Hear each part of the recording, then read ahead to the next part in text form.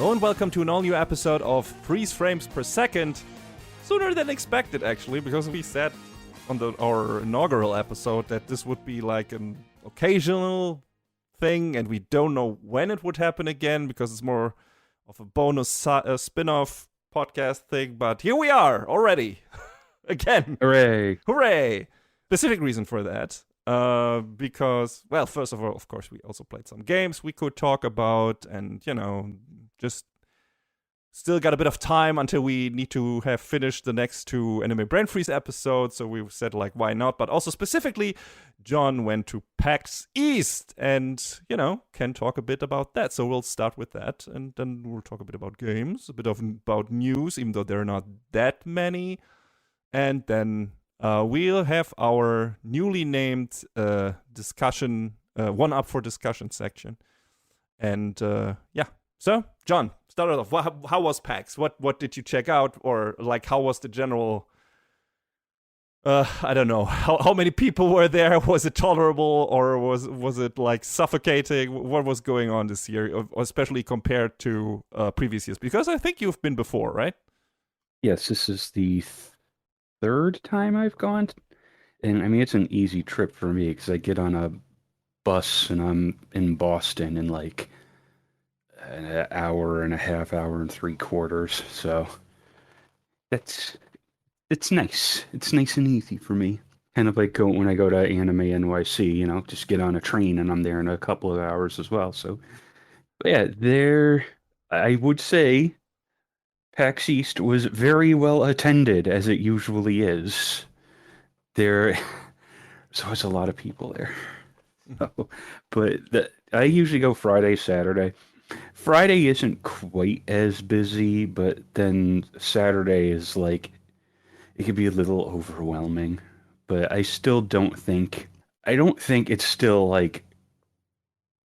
out of control the way something like a Comic-Con or an Anime Expo is.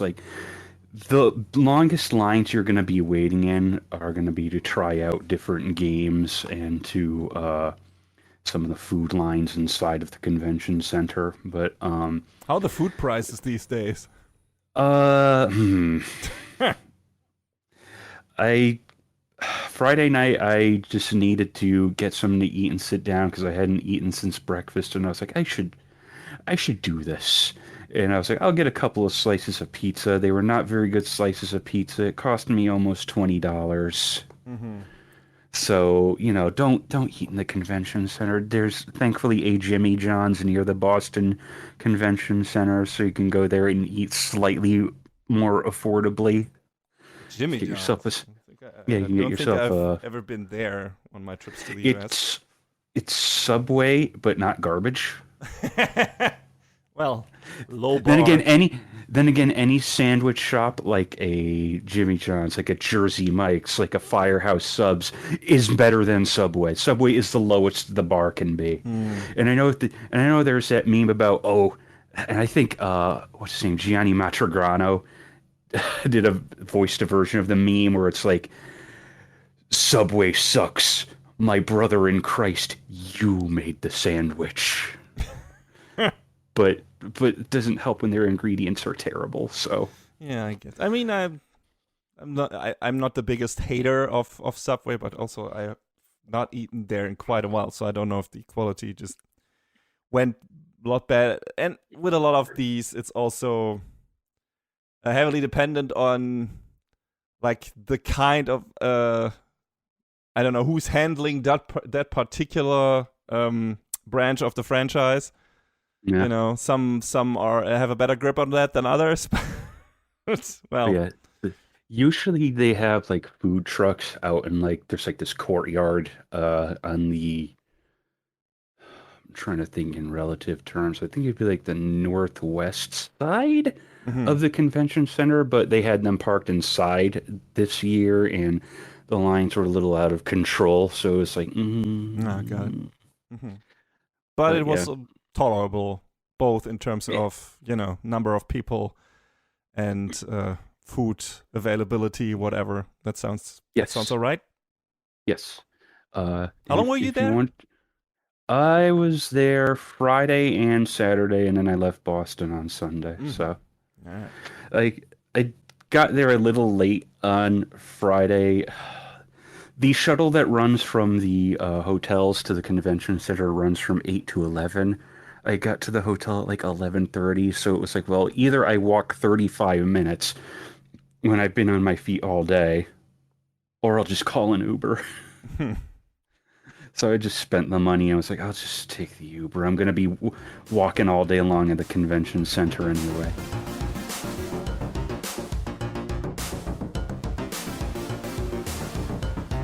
There were a lot of games to see. Mm-hmm. Um, the the one big thing in the middle of the floor was Bandai Namco was like, "Hey, come check out Elden Ring Night Rain," and that they had this like giant bluish purple dome thing, Mm-hmm. but you had to get a ticket to go in. The tickets were gone real quickly, and then you didn't even like get to play. Weird. So, Bob Wolf on the YouTube channel Wolf Den, he was saying about how you would go in as a group of like 3 or 4 people, and then an Elden Ring quote unquote influencer would take the controls and play while you're watching, and it's like, well, you can watch footage from home, and the game comes out in like a week and a half, so it Yeah. just the whole concept behind it seemed really silly to me when I learned about it after the fact. I mean, technically, we had that before. I think just. I remember going to Gamescom before, and I think it was still Games Convention back then. I think that was still, different. It was not in Cologne, it was still in Leipzig. And they showed, I think, one of the newest trailers for Metal Gear Solid 4 there, and like the line was like incredibly long for people just to see the footage of that. And I don't know, that was still very popular back then, and like still a thing. I feel like these days, where it's even more accessible to get good footage, direct footage, and good trailers easily at home, it has a bit that watching these kind of premieres at a con has lost a bit of lust, especially when you have to wait so long to in line to check it out. That's why I was more interested in trying out, a couple of the smaller games, a couple of the games you probably can't try at home. Like there are some games on my list that, yes, I saw and some of them had playable demos, but some of the lines were like, so, like a few days ago, I was like, well, the games that I didn't get to try there that have demos on Steam, I guess I'll try them now so then I can say a little bit about them. But there are a few that I saw that were like, I would have liked to have tried them, but like in particular, Marvelous and Xseed had a giant booth set up, and I was like, "Oh, I want to try the new Rune Factory." Haha, that's cute. No, you're not.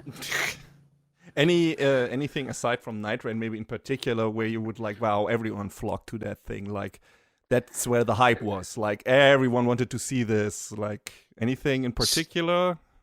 So directly across from the Elden Ring thing, Pearl Abyss, the dudes who made Black Desert, they have a game coming out called Crimson Desert, and boy, it's just a Souls-like of a different color.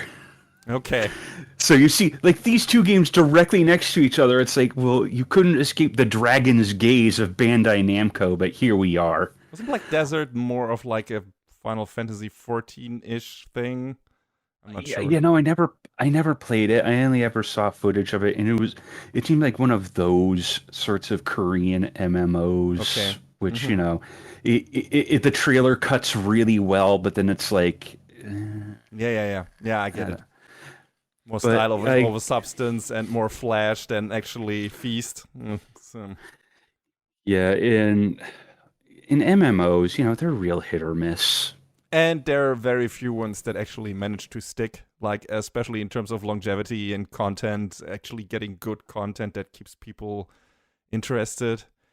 I know right. I got into Guild Wars 2 for like a couple of days, few weeks there, and that petered off so hard. Like, yeah, at some point. I played some of our friends, we played Guild Wars 2 for a little bit. Mm. Then when one of our friends was like, "Let's go do a jumping puzzle," I was like, "Okay," and then I went and did it, and I was like, "I want to die." So that was kind of the tipping point for me. I played Guild Wars 1 for a while. I wonder if my account even still exists. I'd be Mm. curious to try, but maybe What are the maybe biggest I don't know. MMOs that are going today aside from World of Warcraft and Final Fantasy 14? I don't even know because I'm like never really invested in that space. Even 14 I haven't touched in ages, so I mean, uh. PSO 2 kind of still Does exists. it? Since they did the transition to the whatever the new thing was called and got a proper Western release, I have not really hear anyone talk about it. Ironically, so that's Yeah, interesting. I mean, New Genesis is sort of Yeah, that's what it was called. there. Mm. There's Elder Scrolls Online, there's Star Wars, The Old Republic. I Yeah. guess Guild Wars 2 is kind of still there. But yeah, the two big powerhouses are definitely WoW and 14. Like For the other ones sure. sort of they're there. There's Eve Online. One of our friends plays a lot of Eve Online. Right, Eve.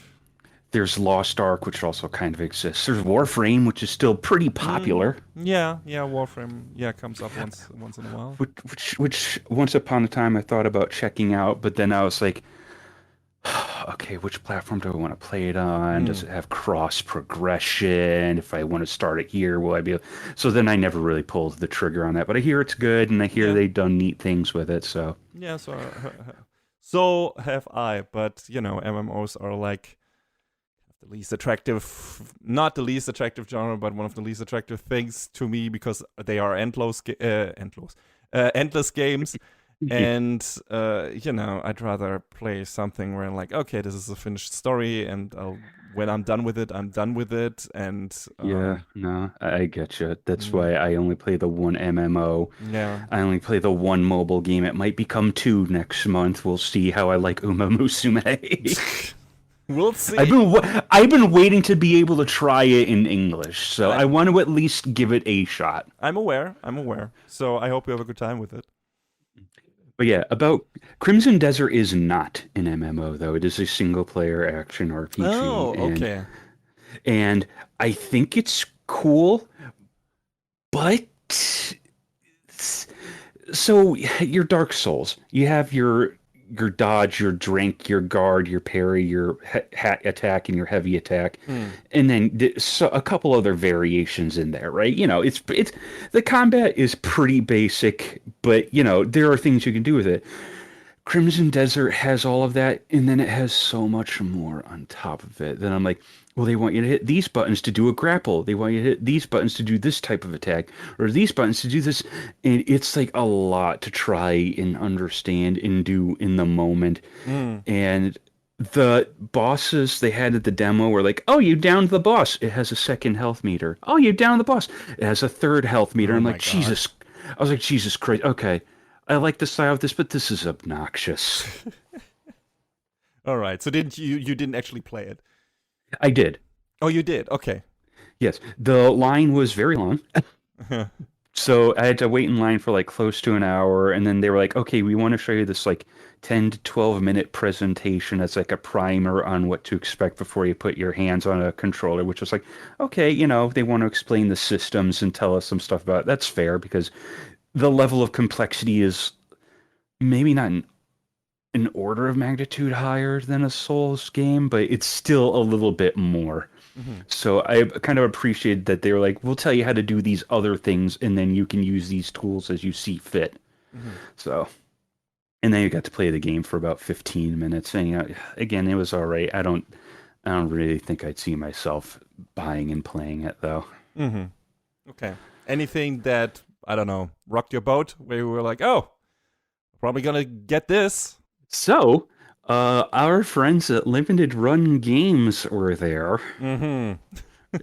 I have certain feelings about them, but they had demos of a bunch of neat games. They had Shantae Advance, and it's a Shantae game. Hmm. It's neat. It's cute. It's got the platforming. It's got the Metroidvania-ing.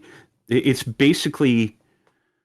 It looks like they took the sprites from the DS/DSi game that they probably had those assets in place when Shantae Advance was originally in development, and we're like, yeah, this is just that visual style. Hmm. And, it plays good, it looks good, and the monitor that they had on was a little weird because it was screen tearing like a mother fudger. So Yeah, I've seen this before. I don't think it was the best way they could have shown the game off. But I think we both are big supporters of Way Forward, so I'm looking forward to that game. Absolutely, yeah. There was a game there called Double Shake, which is like a fusion of like Klonoa and Mischief Makers, sort of, where you're platforming around, you're grabbing enemies and throwing them, you're grabbing obstacles and using it to like get height. There was one enemy in particular where you could just like keep throwing it over and over and over and basically get infinite height. And I think one of the guys who was like one of the lead devs was there. He was answering questions. He seemed really cool, and it just seemed like a neat game. And a lot of these, so as a preface, a lot of these games I threw on my Steam wish list. So I go to throw this one on there. I'm like, oh, it's already on there. This must have crossed my path at some point. Cool. All right, good to know I was already interested in it. They also had a display of Earthion, which is the game that Yuzo Koshiro's studio Ancient is working on. Yes. And it is just an old school friggin' shoot 'em up, and it's really good, and it's really just gorgeous with the pixel art, and the music is cool. bumping, and I am so stoked for it. I've been waiting for it for so long, so I was super happy to be able to put hands on it. I mean, there have been some retro style shoot 'em ups in recent years, but this definitely looks like one of the few ones that actually captures the feel, the style, and also the quality. Just from an outside perspective, I haven't played it, of course, but that these old 16-bit shoot 'em ups were going for. I would say the style's like Genesis Plus, Mm-hmm. because at the end, because it does some weird. Or I shouldn't say weird, some really cool like 3D effects that the Genesis clearly can't do. There's no way. There's absolutely no way. I love it when they do that. I guess, some retro style game just do that. I always find it kind of a shame when they decide to click, okay, we're going to do an exact replication of an NES game in a way. The Mega Man 9 and 10 kind of tried to do that. They had some bits in there that maybe were like, oh, this is impossible. Frame rate aside, especially. Yeah, I feel like 9 in particular did that. And then 10, they were like, you know what? We don't have to adhere quite as strongly. Yeah, and that's what I feel like. Shovel Knight is definitely one of those where you see animation. The general style is, hey, this is definitely NES 8-bit-ish, right? What it's going for, late NES, but also there are some things in here that that system wouldn't have been able to handle. Like there's some animations in here, there's some, I don't know, some backdrops in here that have too many colors or something like that. Too many colors, too many layers. Yeah, too many layers. There's parallax scrolling suddenly and something like that, right? So I always love that. I love it when the game goes for definitely the style from a specific console era that is way past, but then adds some nice sparkles to it from, some seeing like, okay, this is running on something that has much more power and can show you some nice fireworks, but in that style, so it doesn't feel alien or something like that. I love that. So I'm glad to hear that Earthion is doing the same thing. Yeah, I kind of feel like it's sort of going for the same thing that Sonic Mania did, where it was more than a Genesis game, probably around like a Saturn sort of thing. Because the one big 3D effect in Earthion, which you've probably seen in the trailers, is the plane or the jet that you pilot at the end of the stage. It goes from being a sprite into a 3D model, and then it flies up into the camera, and it's like, okay, all right, that's cool. I don't even know if I actually have seen that. I need to rewatch the trailer. It is a very specific effect, and when you see it, when it then blends into the 2D art, it's like, yeah, that's really cool. Cool. When is that coming? This year. Most of these games are coming this year, as far as I know. I mean, a lot of them, you could see they have listings on Steam. It's the ones that have release dates. They have them there. If they don't, it's like, it's coming. Yeah, I'll try and rapid fire through the rest of these, but there's this one like pixel art platformer called Gigasword where you are wielding a gigantic sword, quite literally, and it's heavy and you swing it slow Hmm. and you can't jump very high when you're wielding it, but a lot of it the mechanic is behind it is that sort of a puzzle platformer. So you can like put the sword down, and that slightly increases your speed and your jump height. Mm-hmm. So you might need to like put it down somewhere and then like raise or lower a platform in order to take it Ah. with you to continue places. And the sword can be used as a key, and you get different powers in order to be able to open other doors and whatnot. So, it's a very aesthetic game because it's the very very like much 8-bit 16-bit pixel art, but it plays really great. It's just really fun. I was playing it for a while and I was like, I should probably get up and let someone else try it because I could be here like all day. I mean, if nobody's asking. Yeah, I know, but it still didn't feel right just sitting there for so long. But it's nice that it like caught your attention and it feels good. It looks like it's going for definitely more of an NES style or an 8-bit style than for a 16-bit style. At least in the general stages, because the color palette seems to be very limited. Looks a bit Mm. Castlevania-ish, I guess. Yeah, it's very that because it's like one big level you're exploring. Mm-hmm. There's, different paths to open up when you defeat different bosses and get different. Like at one point, it's like, oh, your sword has the power of the Emerald Key now, and then you can open different doors with it. So, Mm. But I also see some backdrops here and some bosses that definitely look more 16-bit-ish and cool also. mm, So, yeah, it so looks that's neat. interesting. That might also be up my alley. I'll keep it in mind. Tried a game called Neon Inferno, which is pretty close to being a Contra game. Uh, the sprites are like huge and amazingly detailed, and it's got this mechanic where you can like reflect bullets back at enemies. It's a little Mm-hmm. busy with some of the detail that's going on. You can like shoot into the background in the style of Wild Guns. Yeah. So, it's a gorgeous game. It's tough as balls, but it's really cool to look at. Yeah, So, definitely. I think I've seen this before. We've seen yeah, a trailer of something like that. I think it's been in the works for a minute. Yeah. So, Yeah, but definitely looks cool. mm. There's a game called Break Arts 3. It's a mecha action game, but it's also a racing game I'm all ears.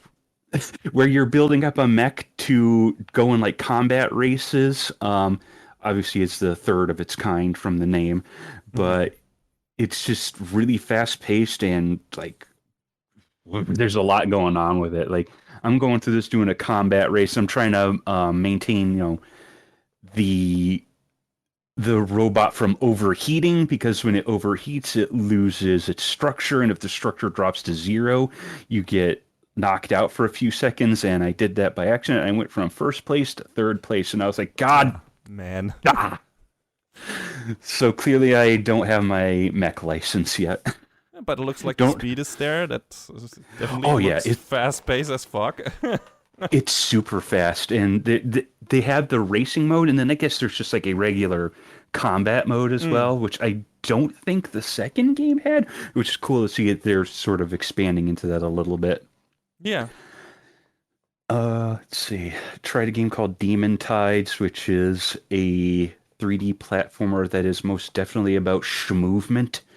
And I don't know if I have the brain for some of the stuff that they were trying to ask the players to do, but it's stylish, and you can do like double, triple jumps, jumps out of water, jumps in the air, Mm-hmm. hovers, dash attacks into enemies. So it's kind of like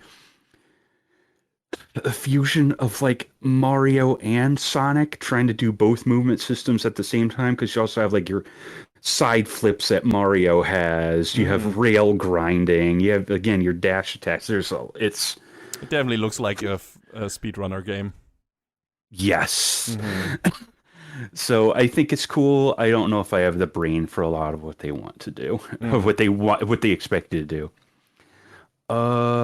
Then for some of the stuff that I saw there but didn't get to try, but a few things that I did try on Steam were there's a Corgi's Cozy Hike. We were playing as a little corgi doggo, and you're Huh. going around exploring this island, and you're just making friends, seeing the sights. And I think the money that uh, they're gonna get from that, the purchases is going to partially go into like helping dogs and other pets find forever homes and That's great. different shelters. So that's neat. Yeah. Absolutely support that. Same. Uh, there's this roguelike twin stick shooter called Section 13, Mm.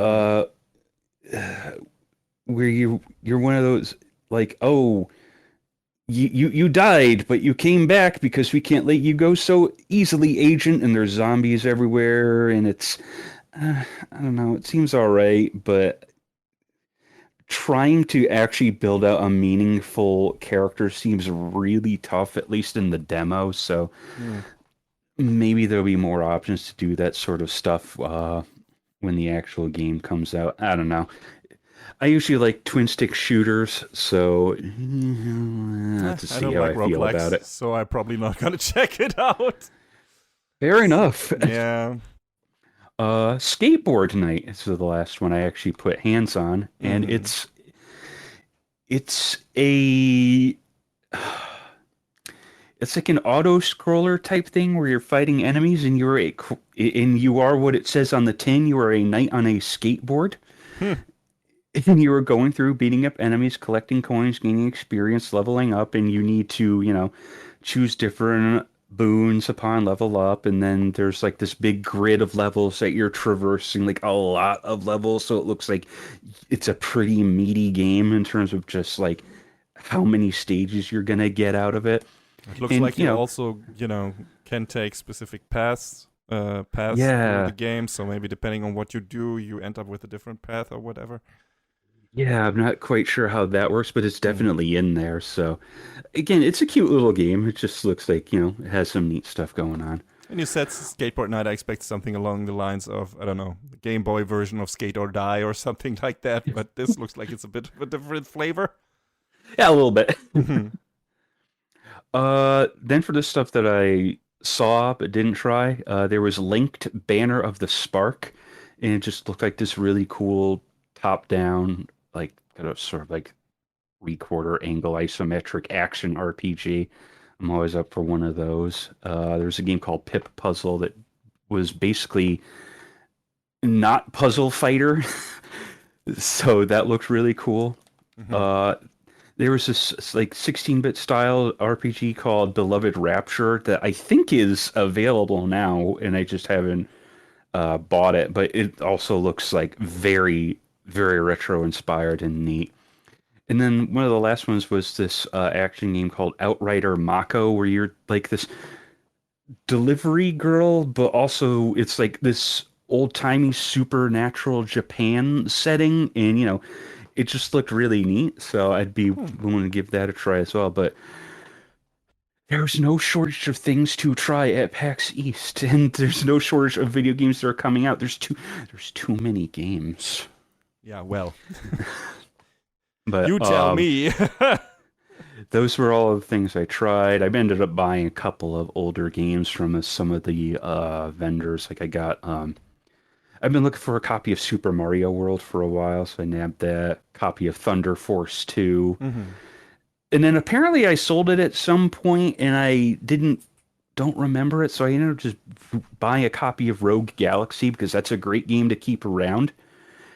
Oh, it's Did been you know? ages since I played Rogue Galaxy. Like, do you realize? Because I didn't remember. Level 5 kind of came out swinging with their stuff on the PS2 because there was Rogue Galaxy, Dark Cloud 2, Dragon Quest 8. Those are all amazing games, man. Yeah. And they were just like, yeah, we're just gonna do a ton of really great work right off the bat. Which again, going back to DQA, I didn't realize until several years later that they were the lead dev on that game. So Yeah. Don't remember that either until you mentioned it now. But I specifically remember wanting to get Rogue Galaxy because the main character was voiced by Wolf Riddell, who also voiced Batman Beyond, and I'm a giant Batman Beyond stan, so it's like, oh goddamn, this game also giving me a bit of Skies of Arcadia vibes, so I want to check it out. And it was a fun time. Oh yeah, for sure. Yeah, it's a great game. But yeah, that was PAX East. Nice. Okay. Sounds like you had a good time. Yeah, it was a fun time. Saw a friend of a friend, and we hung out, and we went to a couple different panels, one of which we'll talk about in the news bits, I think. But we saw this one that was about accessibility in gaming, and it was this like actually pretty cool, really insightful panel that was really interesting. I went to a panel on Friday evening called Jeff's Bizarre Adventure. Yeah. Dual Infinite Burst Ultra DX Climax Impact Live. So that was hosted then by Super Eyepatch Wolf and Jeff Baccalar from Giant Bomb. Yes, and oh god, what were their names? There was also Tamoor Hussein and Lucy Johnson? Lucy James, I think. Lucy James, yes. And they were there. So the description for the panel on the PAX East website is, in the spirit of the podcast, the group will present a series of anime-inspired video game clips to live react to. And if there's time, maybe some Corcus improv and a podcast Q&A. That's not what happened! Eyepatch Wolf was like, so we sort of flipped the script a little bit. So Jeff, now that you're an expert in anime, we're going to present to you clips of different shows, and you're just going to tell us what these shows are and what they're all about. Damn. Guess how many he got right? 2. 0! Well, I don't even know if they watched more than JoJo's Bizarre Adventure on that podcast. So, I mean, that's how it started out. So maybe they've watched more stuff at this point. But so they showed him clips of, oh god, what did they show? They showed him Dragon Ball. He didn't know what that was. I was like, come on. Oh my god. How do you not know? Like the scene where Goku goes Super Saiyan. What else was there? They showed him a clip of Cromartie High School. Well, okay, that's kind of very niche at this point. Yes, but Dragon Ball he should have recognized. I feel like that's ubiquitous enough that, oh well. I'm having trouble remembering all of the others because they went through like 5 or 6 different ones. Yeah. But at the end, Eyepatch Wolf was like, okay, out of all those, which one do you want to actually want to know about? And he picked Cromartie High School, and it's like, oh boy. So I guess they're doing that next. Maybe that'd be fun because that show is ridiculous. I know. I mean, I've never watched it, but I've seen enough clips, and I'm like, oh god damn it. It's just a giant goof fest. Yeah, okay. Now for real, that was actually PAX East. And I'm looking forward to going again next year. I usually hit up a couple other conventions during the year that I like to look for retro games at because I guess that's my midlife crisis shrug.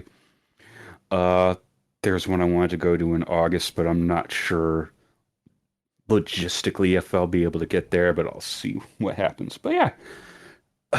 That was that, and I guess we can transition into what games we have played recently in the Play Buffet. Yeah, I mean, we're already full on in it because, technically the PAX games count into that as well, I would say. Yeah, but, kind of, but more directly to the stuff that we have been actually playing, Yeah, let's do that.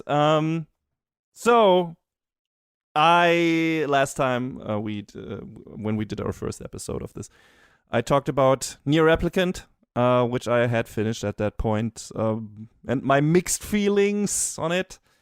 And of course, after that, I checked out Nier Automata, depending on how you want to pronounce it. And I like that game much more, as expected, because it was also handled by Platinum, and the fighting system is much more closer to what I like. It's your typical spectacle action game. No surprises in there, really. Like, it definitely feels like an offshoot of Bayonetta or something like that, or Devil May Cry. A bit lighter maybe, but you got your witch time stuff where you can evade on time to, slow things down, and you got your parry, and you get different weapons that you can use and can do your air combos and shit like that. So it got all of that, and it's very fast paced, so I like that. It looks very good. Yeah, so that it had that going for it. It had an interesting. Well, I mean, Nier Replicant's world was also definitely one of its highlights, even though it was kind of limited because of the kind of mid-budget of that game.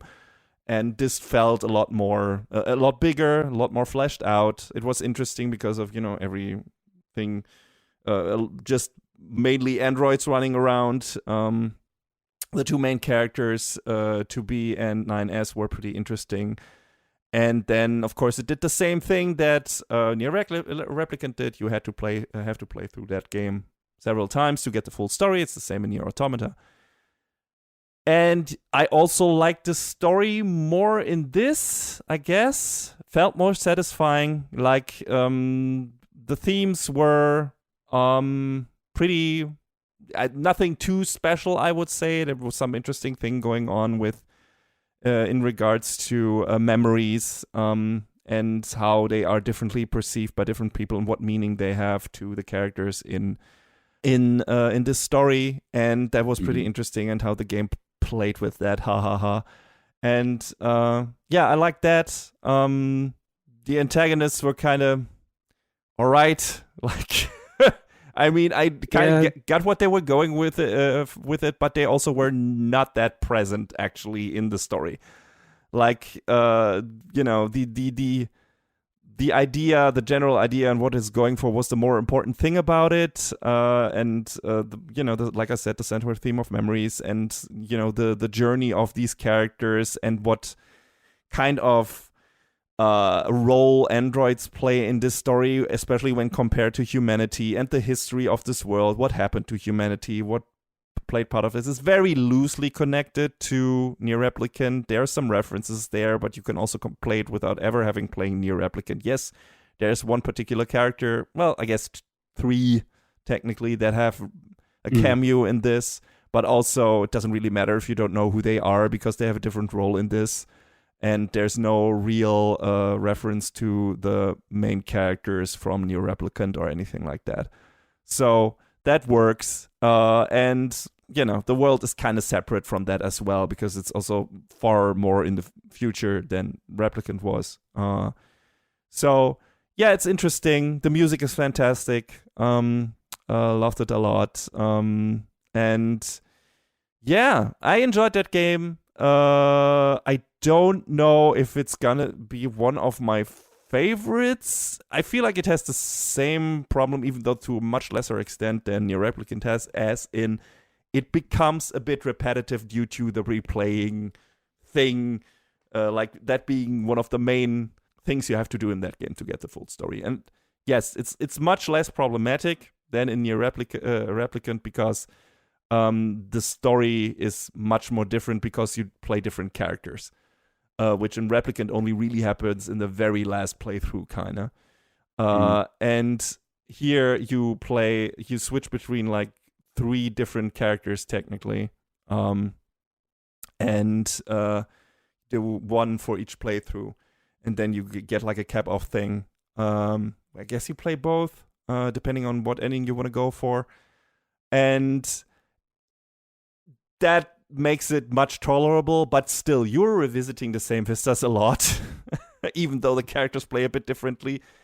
And, the hacking feature of 9S is pretty interesting, but they also don't do that much with it. Like, I felt like you could have done more interesting puzzle things and stuff like that. It is interesting, don't get me wrong. Like, there's some interesting stuff they do with it, especially when it comes to actually learning about the inner workings of certain machines and stuff like that. And 9S gets much more of an insight into that due to his hacking ability and stuff like that. So that's interesting. I mean, using the hacking thing on bosses is kind of whatever, but it's most interesting when you catch an enemy unaware, and then you have more options than just blow it up, you Yeah, know? exactly. I mean, you can always, or most of the time, manipulate them into helping you and stuff like that. But also sometimes you get like neat little story bits or character bits for certain, machine characters that were hidden from you when you played as 2P. So that's cool.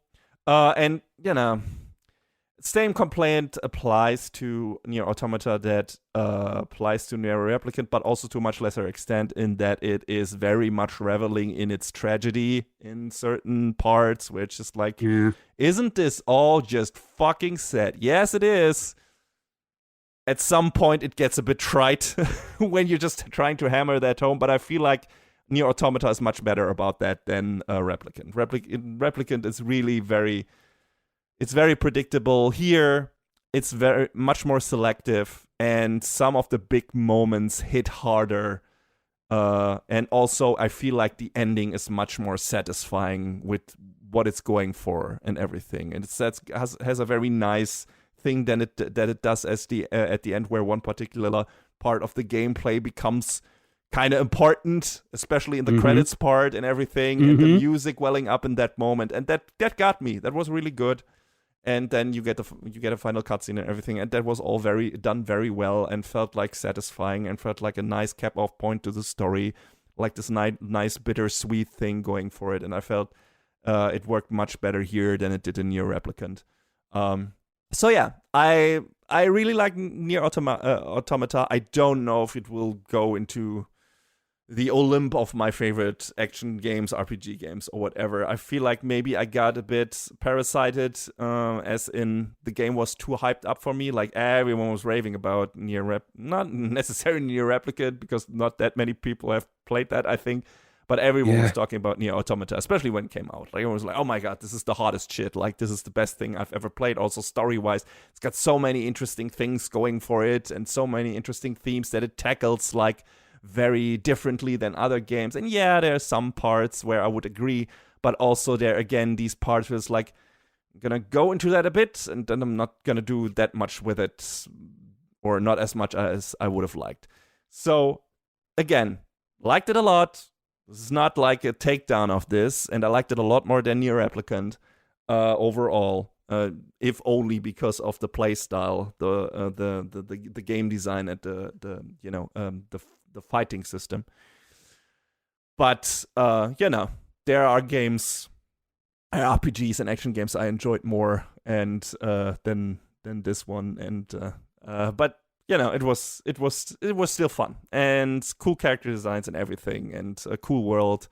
And I liked that it was like nice capped off thing, which Replicant was also, with not much room for just a ham-fisted sequel or something like that. And that's also good. Like, have a finished story in here and tell some interesting side stories and everything, and have some interesting games. Again, the only thing that is a major downside to these two games, in my opinion, is the one of the main hooks, as in play the game through the game multiple times to get the full story, and thus leading to repetitiveness, which is funny, because I'm going to talk also about a game that kind of does the same thing, but maybe because it has a very different tone to it and feels much more lighthearted, it doesn't wear on you that much while you being bombarded with bad and tragic and horrible shit all the time, and having to play through that like 3 times, and getting different variations of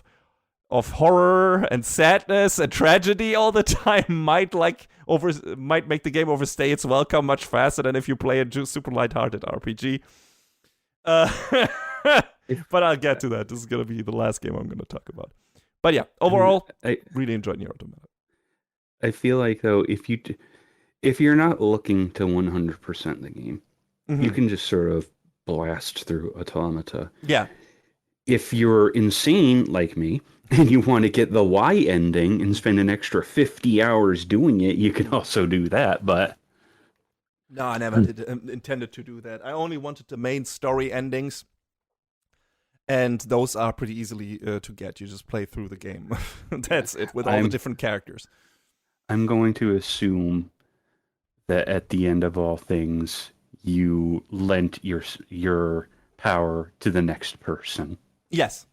Okay. I mean, I cheated a bit. I looked at what was recommended to get the best ending technically, or the intended ending, and of course that's what I did. And what happened, I expected, because Nier Replicant does the exact same thing. Right. Were you confused in particular by one line of dialogue in the game? One particular one? I'm not sure. One that made you wonder about if you were thinking how much you want to be? I mean, it's been a while now, so I don't know exactly what you're referring to, but maybe I was at the time, so... I forget when exactly it happens in the game, but 9S is having this inner dialogue, and someone says something to him, so, like, you're thinking about how badly you want to, and then it's blanked out. And when I saw that line, when I played through the game, I was like, what do you mean? What do you mean? What do you mean? I felt like it's very obvious what they're talking about. Now I get it. No, I feel like that was also surprising, that the game was actually tackling the topic of sexuality in certain parts, but I didn't expect it to. I mean, the game has certain in-jokes when it comes to tackling sexual themes, especially when it comes to its main character, right? With 2B and everything. Just that one line when they hit you with it was like, I feel like if Taro wanted to say it, he just would. But they don't. I mean, depending on what at what age that game was playable in Japan, they probably needed to bleep that thing out. And they didn't have in the US. So I feel like I doubt the translation team changed something there that wasn't, changed the dialogue to something that wasn't intended there. Maybe. I feel like Yoko Taro has enough input on his games that he would have not wanted that and would have stopped that from happening. And I feel like there is enough in that game, especially when it comes to these kind of topics, the topic of love, the topic of sexuality. I mean, there are these little machine in a machine village in the desert that you go to the first time. There are some machines there that just fuck, right? That is in there. There are some machines that are trying to ape humans. So it's not like the game is really hiding that it's partially talking about these kind of topics. But you're right, that line was like so very explicit in a certain way that, yeah, sure, can catch you off guard. I don't think it did catch me off guard that much. I was like, oh, okay, you're just out here saying it, all right. But I feel like subtextually, that already was in the relationship between 2B and 9S, so I wasn't surprised that the antagonist was bringing that up to throw 9S off balance. So it felt like that was something that made sense. Mm-hmm. So I don't know if what like Yoko Taro said about this, or would have like if anyone asked him about this, but I would be very surprised if that wasn't the initial, like if that wasn't the intent of that dialogue line. Maybe it's more explicit in the Western version than in the Japanese version because they had to bleep it out in the Japanese version due to the age limit of the game. But who knows? Not sure. I would have to look that up. But it was interesting. Yeah, definitely. It looks like the age rating was slightly lower in Japan, so... Yeah, it was 17 plus as opposed to everywhere else. It was 18. Yeah, and which I mean whoop-de-doo, big difference. But I feel like we have seen that also in anime a lot, where it's like you see the characters actually, what they're saying, like they're actually really cursing hard there, and there's actually a bleep, or you get this intentional, I don't know, pixelated thing in front of their mouth, or their I don't know, their fingers or something as a to hide the vulgar gesture or whatever they're saying, and they play that maybe as a joke, and the subs, the official ones, just say the word, right? They don't even hide it. So I feel like this could have been a situation like that, where it's very clear that that is what it was intended, but they just couldn't do it because of how the age rating works in Japan. So again, not sure. Could also be different. Could be that the localization team did a bit more than was intended by Yoko Taro. But yeah, would be interesting to look up. But yeah, great game. Play it if you've never played it before. Again, you don't have to play Nier Replicant. I thought these games would be more connected. I mean, I wanted to play Nier Replicant anyway to get like the full picture because I've never played it before. But if you don't want to check it out because whatever you heard about it or what I've said about it, maybe it's like this sounds like it's a bit maybe old or whatever. You don't have to play it to play Nier Automata. But also maybe depending on your tastes, your sensibilities, or whatever, you maybe also might like Nier Replicant more. I don't know. I think we know at least one person who does. So sure, check out both these games. But I like Nier Automata more. So let me know whatever you think, John, whenever you manage to get to Nier Replicant or get back to it. Yeah, I'm still at the literal halfway point, so. Then you're, well, at the actual part where the game actually starts, I guess. Okay, so another game. I mean, I could barely talk about it, or there's barely any need to talk about it, but I restarted the Blaster Master Zero series, which is like the, I guess, revamp, like remake thing of a classic, was it Sunsoft or Hudson? Yes. Sunsoft. Yeah, it was Sunsoft. Yeah. I mean, the first one is definitely a remake, and then the other ones are like their own thing. There was only one Blaster Master game for the NES, and they kind of redid the story for that with Blaster Master Zero. Inti Creates did. And then they did also Blaster Master 0, 2, and 3. I've played both 1 and 2. I haven't played 3, so, to get into the groove again, I replayed Blaster Master 0, 1. It's still a lot of fun. It's just a neat action platformer, slightly Metroidvania-ish thing. And also, when you earlier talked about Gigasword, that is kind of also employing something like that, because you are in a tank, a mobile tank thing that looks more like a buggy with a giant gun or something like that. It really does. Yeah, so for 3. But it's, it's super fun. It can do some cool things. It can hover. It can, some maneuver underwater at some point, but you have to unlock some of these capabilities. There's different shots, different weapons, different sub-weapons, and so on that you can use with different gauges. So that's cool. Can drive up walls at some point and something like that. And you have some puzzles in the stage. But you can also leave the tank. You have to leave the tank at certain parts to have like these mini dungeons that you need to investigate, mostly to get set new acquired features to move further through the game. And then if you're outside the tank, you're of course more vulnerable. You have fall damage and stuff like that.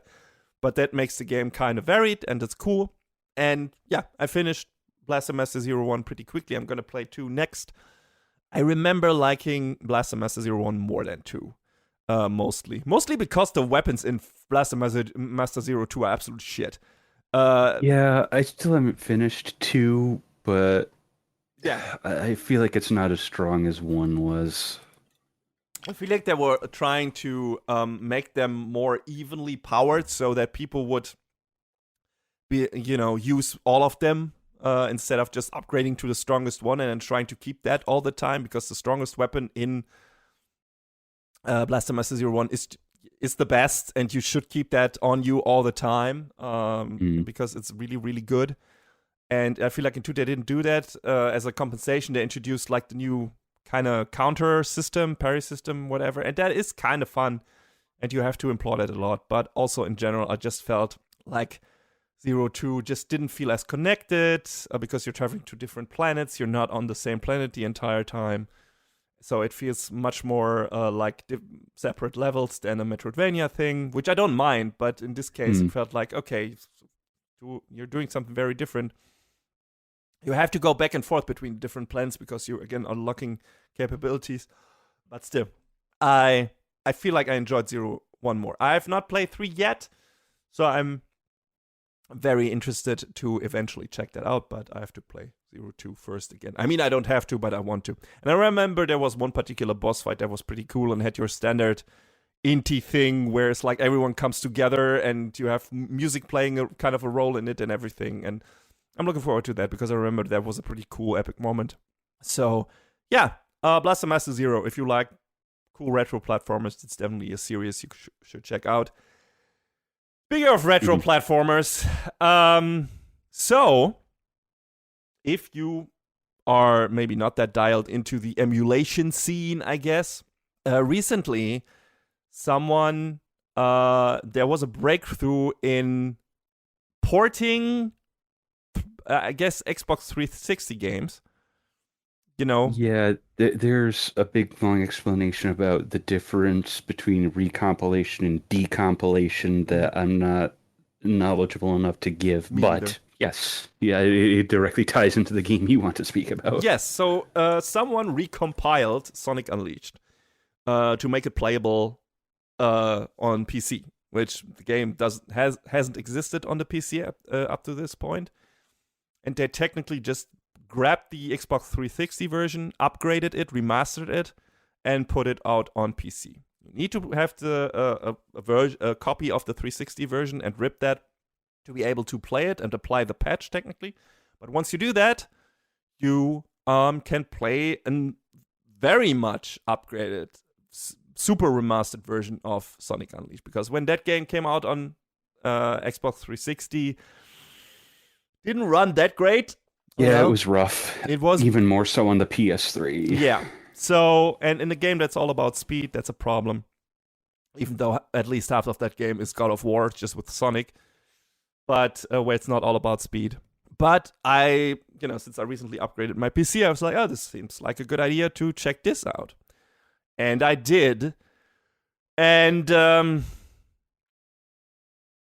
it's a very mixed experience. For me, anyway, it was. I liked parts of it. I think the game looks fucking spectacular. I mean, they did some polishing, of course, aside from the frame rate. Like, it's now running in 4 full K if you want to make that happen, right? And I did that, and it's just the style of the game is colorful as ever, as you expect from Sonic, and now it just looks just very pretty in high resolution, in a very good frame rate, and yeah. The good frame rate can work against it in a couple of spots. Yes. Like, I guess there's one spot in particular, one of the rooftop run stages, where you have to lower the frame rate to 49 or less. Mm. And I don't know if it's one of the main stages or one of the DLC stages, but if it's running 50 or higher, you miss this one trigger in order to get to the end of the stage, which is like, and I think that's a leftover artifact of the FPS boost on the Series X, because the same thing happens on actual hardware when you run it over 30 FPS. So interesting. I didn't run into that, but also I didn't play all the optional stages, so maybe it was one of those. Yeah, that was probably that. But yeah. So for the people who haven't played this, who don't know about Sonic Unleashed, the game is split technically in 2 different playing sections. Like, half of the stages are day stages, the other half are night stages. In the day stages, you play the normal 3D Sonic from behind Sonic perspective, and just run through the levels in this sometimes somewhat third-person perspective, sometimes in a 2D perspective, and you have to get to the end to reach the goal. And the other half, the night stages, you turn into a werehog and just battle enemies God of War style with combos and everything. And then you have to battle a boss or whatever. And that's the game. Yeah, that's more or less it. Yeah. People, I think when the game came out, a lot of people complained about the God of War stages, like the werehog stages, because it's not what they associate with Sonic. It's not fast at all. Like, it's very slow paced. And some of these stages are very long, especially when compared to the very short and breezy day stages where you just run, quick through it in a couple of minutes. And then you got the night stages where just very long, very dragged out fights and everything. I learned after the fact in a lot of the night stages, you don't have to fight all of the enemies. So, Yeah. that would have been useful knowledge in retrospect, but Yeah. if you're going into it now with that knowledge, then it's good knowledge to have.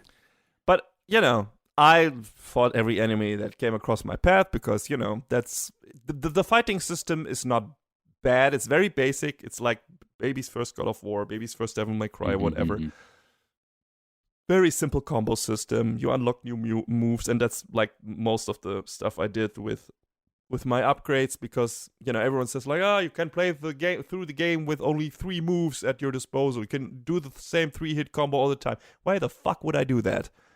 Like that takes all the fun out of it. Why would the hell you go? I never understood that. You go into the FAQs and they're like, well, you don't need to upgrade the moves because you can just win the game with the basic 3-hit combo. And like, what? Why? I mean, yeah, I get it from both sides, but it's like, it's not like why don't you want to have fun? Exactly. Why don't you want to have fun? Like stringing together long, cool combos and just being able to annihilate a wave of enemies with one long combo and a big swoop that also looks pretty cool. It's like you mean to tell me you're gonna sit down and play Devil May Cry and not do a stinger into a million stab into a launcher into a high time into a spike? You're not gonna do that? You're not gonna have fun with the toys they give you? I mean, if you have trouble doing that, then that's another discussion. But like, if you're somewhat capable in these games, I feel like why would you bar yourself from that just to maybe get a bit more health or being able to or a bit more strength just to, I guess, to get through it quicker. I get that, but also I feel like that would make it even more dragged out because you're doing the same thing over and over again, always the same combo again and again and again. And I didn't want to do that, so I upgraded my moveset mostly. And that was a good decision because that kept it at least varied enough to make the stages not feel as stale as they could have felt. But still, some of them felt pretty damn long. And but I didn't hate them. I rather enjoyed some of them. I enjoyed some of the boss fights. I think I had more problem with the day stages and in general the controls of Sonic when he was in speed mode because he felt completely uncontrollable to me in this game. Like, I don't know if it was as bad in Sonic Generations and I don't remember that anymore, but I felt like a fucking pinball in this game. Like, I was just hitting boundaries all the time and suddenly I'm falling into water and am dead immediately because that's the other problem of this game. It's like you technically have a health bar with the rings and everything, but there's so many things that kill you immediately. And I don't feel like you have good control over the character, you I fell into drops a lot. Like, fell off buildings, fell into the water, like ran into spikes. I don't know. I don't know if it was too fast for me, but sometimes I just felt like the character wasn't doing what I told him to do. And that felt frustrating. And that is okay if the stage is very short and, you get your standard 5 lives. If you don't manage to do it, you can just restart the stage again and it's fine. I managed to do most of them on the first try without getting a game over, so that was okay. The problem is the very last stage, which is Eggman Land. Oh god, Eggman Land is terrible. There's no two ways about it. And that broke me. That was like, because you get to a point where there is just sudden death all around you, and the character controlled so badly and randomly, in my opinion, that I felt like the game was just killing me and I couldn't do anything about it, and also wasn't my fault. Because I jumped, I pressed jump, I did jump, and for some weird buggy physics bullshit reason, now the character just bounced off this wall and just died again. And then... Just do speedrun strats, forehead. Yeah, I guess. And then, you have to start over again. And the problem is this stage is super long. Like, you have to go from the very beginning again. And the stage is like, I don't know, how long is it ultimately? Like 1 hour, John, or something like that? My first time finishing the game back in the day, I remember distinctly my run of Eggman Land took like 40 minutes. Mm-hmm. I don't know. Well, I know the speed run time is like under 2 minutes now because Unleashed is so busted. Yeah, But I don't know what the mean average of runs on Eggman Land with. Okay, there's a video here. Speed run without any of the skips, 8 minutes and 47 seconds. that is So pretty fast. yes, that's ridiculously fast. Yeah, but it didn't feel But like that to me. it definitely. I remember seeing the timer say over 40 minutes, and I got the worst rank, and I was like, "Okay, the stage is done. Just take me to the final boss. Let's go." I don't even give a shit. After the first stage, I gave up on ranks. Like, I was like, okay, I got E. Who gives a shit? I got D. I don't care. Like, whatever. Yeah. I don't even know. I think I got maybe 2 or 3 S ranks, and I was like, that's good. That's nice. I think I got like 1, yeah, or 2 S ranks and some A ranks, but like a lot of the daytime stages especially were like super bad for me. So because I felt like I didn't know what I couldn't control the character the way I wanted to. It's like all the people out there who have gone through and gotten all A ranks in Sonic Adventure 2. Like, Jesus Christ. Yeah. Yeah, it was weird. Like the Lightspeed dash. No, not the Lightspeed dash. The Lightspeed dash was doing what it's supposed to do, but the normal dash sometimes was executed when I didn't want it to, and I don't know, it behaved differently. And I think that is also has been confirmed that it acts differently in this game than in the other Sonic games, than in Adventure, than in Sonic Generations. And something about that was apparently the thing that just didn't work for me, because I just felt frustrated a lot in this game. Sometimes also in the night stages, because there were like jumping puzzles, like if you wanted to collect the emblems and stuff like that to get to the next stage, which is the other part of that. You need to collect a certain amount of emblems from stages. There are 2 different styles of emblems: night emblems and sun emblems and moon emblems.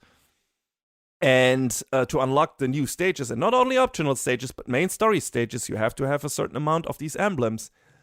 And collecting some of these is just bullshit. Like, there's some jumping parts in the night stages where it's like, how the fuck did I die here? That's not fucking possible. And then you have to go a really long part to get to that stage again, and to get to that emblem again. And on the other side of things, it's in the day stages, some of these are just, you have to have the reaction time of a god to get them on the first try. And if you don't, well, then either you can let yourself go game over and try from the last checkpoint again, or you try the entire stage again. And, you know, playing that without a fucking FAQ video or something like that felt kind of like, okay, all right. So eventually I switched over, looked at YouTube, like, where do I get these emblems? And, you know, looking for them felt like it would, like, would really make me really mad, because sometimes I looked at how many emblems are supposed in a daytime stage. Like, where were they? I didn't see any of them. The game is too fast. Where were these emblems? Like, I just have no fucking idea where we have to go. So yeah, it's like that. Yeah, so I looked up YouTube videos, like, oh, that's where it was. And eventually I got enough emblems. But that didn't save me from Eggman Land. And so I didn't finish the game. That rarely happens. Like, I might go back to it, and feels like there's one stage where you can just stock up on lives, which is also a weird thing. Like, if you have a game with so much sudden death and such a brutal final stage, just give me a good way to either stockpile lives, which they apparently did, or there are shops in this game. Why, just let me buy lives, for fuck's sake. I mean, but there's other things you can buy with your rings instead. But yeah, there's you can definitely buy life replenishing things, but it doesn't do you any good if you just die. Yeah, it's yeah, I know there is one stage in particular that gives you like 3 or 4 extra lives. I don't remember which one it is, but it does exist. So there's one overworld stage in, I forgot what it's called, that big Venetia stage. Begonia? Yeah. Where you can stockpile, get like 5 lives or something like that. And that's probably what I would do if I ever go back to it. But also, I'm not super motivated to do so. I might just check out. I want to fight Eggman, kinda, I want to have that final boss fight, and I hate leaving games unfinished. I rarely do that. I always finish my games. Always, always, always, always. Like, there's so very few games that I didn't finish. So this is kind of gnawing on me. So I kind of want to go back to it at some point and finish that final stage. But it's also so... It's really trying to keep me from doing that. So I don't know if there's a cheat I can apply where it's like, yeah, you just unlimited lives. Maybe it's out there somewhere that I can make maybe some cheat engine thing that also would work on the recompiled version of this. I don't know. I need to look it up. Because, you know, there's no real difference there if I stockpile it and just waste a bunch of hours on that, or if I just activate the cheat and was like, well, now I have unlimited lives. So that doesn't make the game really any easier, but it alleviates the horrors of maybe getting to the final boss fight, then with one life dying there and then having to do the stage all over again, stockpile the lives all over again. So I don't want to do that, so I'll probably gonna look into if there's a way to cheat there. Because it's a single-player game, and I'm old, and I don't give a fuck. So, yeah, that was my experience with Sonic Unleashed. Like I said, pretty game, and it's really nice that we now have, through the hands of very capable people and fans and everything, have a chance to get great ports, great updated ports of 360 games. Like, there are a bunch of games that I would like to see great, graphically upgraded with higher resolution, better frame rate version of a certain 360 game. For example, Lost Odyssey. Like, give me a really good port, recompiled port of the 360 version of Lost Odyssey. I would love Lost to Odyssey, have that. Blue Dragon, just like Blue both of the big Dragon. Mistwalker games. Like, I mean, Blue Dragon is, I have said it before, I'll say it again, it basically just wants to grow up to be Dragon Quest, but it's still a fun game. Yeah. Like, give me that. There are a bunch more on 360 that I would like to have, like, a good PC version of. Dead to Rights Retribution. I'm probably the only person who still remembers that game. But I love playing that the police guy with his dog Shadow, and playing. There are not enough games where you can play a cool police dog and have him do stealth sections and being able to take out guys from the Shadow, which is his name. So I really liked. Actually like the dog sections of this game a lot more. And I'm not that big of a stealth guy, but that just did it for me. It was really cool playing like a cool police dog there who was able to take out these bad guys. The way you play as owner is a bit very basic, like third-person shooting and fighting sections. But the dog sections were cool, so I would like to see that franchise revived. That will never happen, but maybe some weird fanboy will do a recompiled version of that. We'll see. Would be nice. I mean, I see a few games on my shelf here that I'd like to see either get ports or get like backwards compatibility updates, even though I guess Microsoft is apparently done doing that on the Xbox One and Series X, which is stupid, but even I better figured that you we would now want got to that recompile thing going. I figured you would want to get as close to 100% back compat as possible, but you know, Well, what do I know? You can still only play Halo 5 on an Xbox One. You can still only play Gears of War 4 on there. You can still only play Project Sylphid on Xbox 360. Like, come on, man. is there no PC version for Gears of War 4? No. Oh, The okay. the only PC versions for Gears of War are right now 5? Yeah, Gears of War 5, Gears Tactics, who cares? There's a remake of Gears 1 coming out, Reloaded, which is cool that's finally getting a port. But what there's a new game in the works called E-Day. What about 2, 3, and 4, you idiots? You could still only play those on 360 and Xbox One and Series consoles. I mean, if they do a remake of 1, chances might not be super low that they do one of 2 and 3 at least. That'd be nice. And I feel like I'm one of 5 people on the face of this green earth that liked Gears 4. I still think it was a cool game.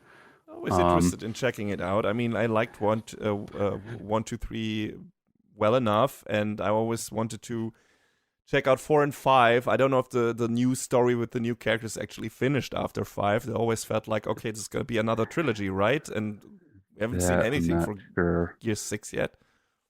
I mean, maybe no. E-Day is probably E-Day gonna is be a a prequel. Yeah, Yeah. this is definitely about Emergence Day, so I don't know Um. whenever we're going to get 6. And I also don't know, maybe the story is finished after 5. I haven't played it, so. Yeah, I still have not gotten to it, but I'm also one of those weirdos who really liked Halo 4 and 5. I don't know. I get that people really don't like 5.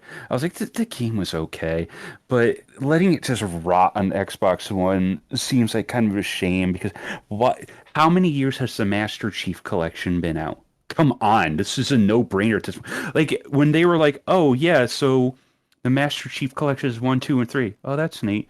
And then later on, they were like, oh, also 4. And then later on, they're like, oh, also ODST, which is like, yeah, okay, so we have all the greatest hits. Just give us the whole thing, Yeah, that'd bro. be nice. Oh, you can play Halo 5 Forge on PC. I don't care about Forge.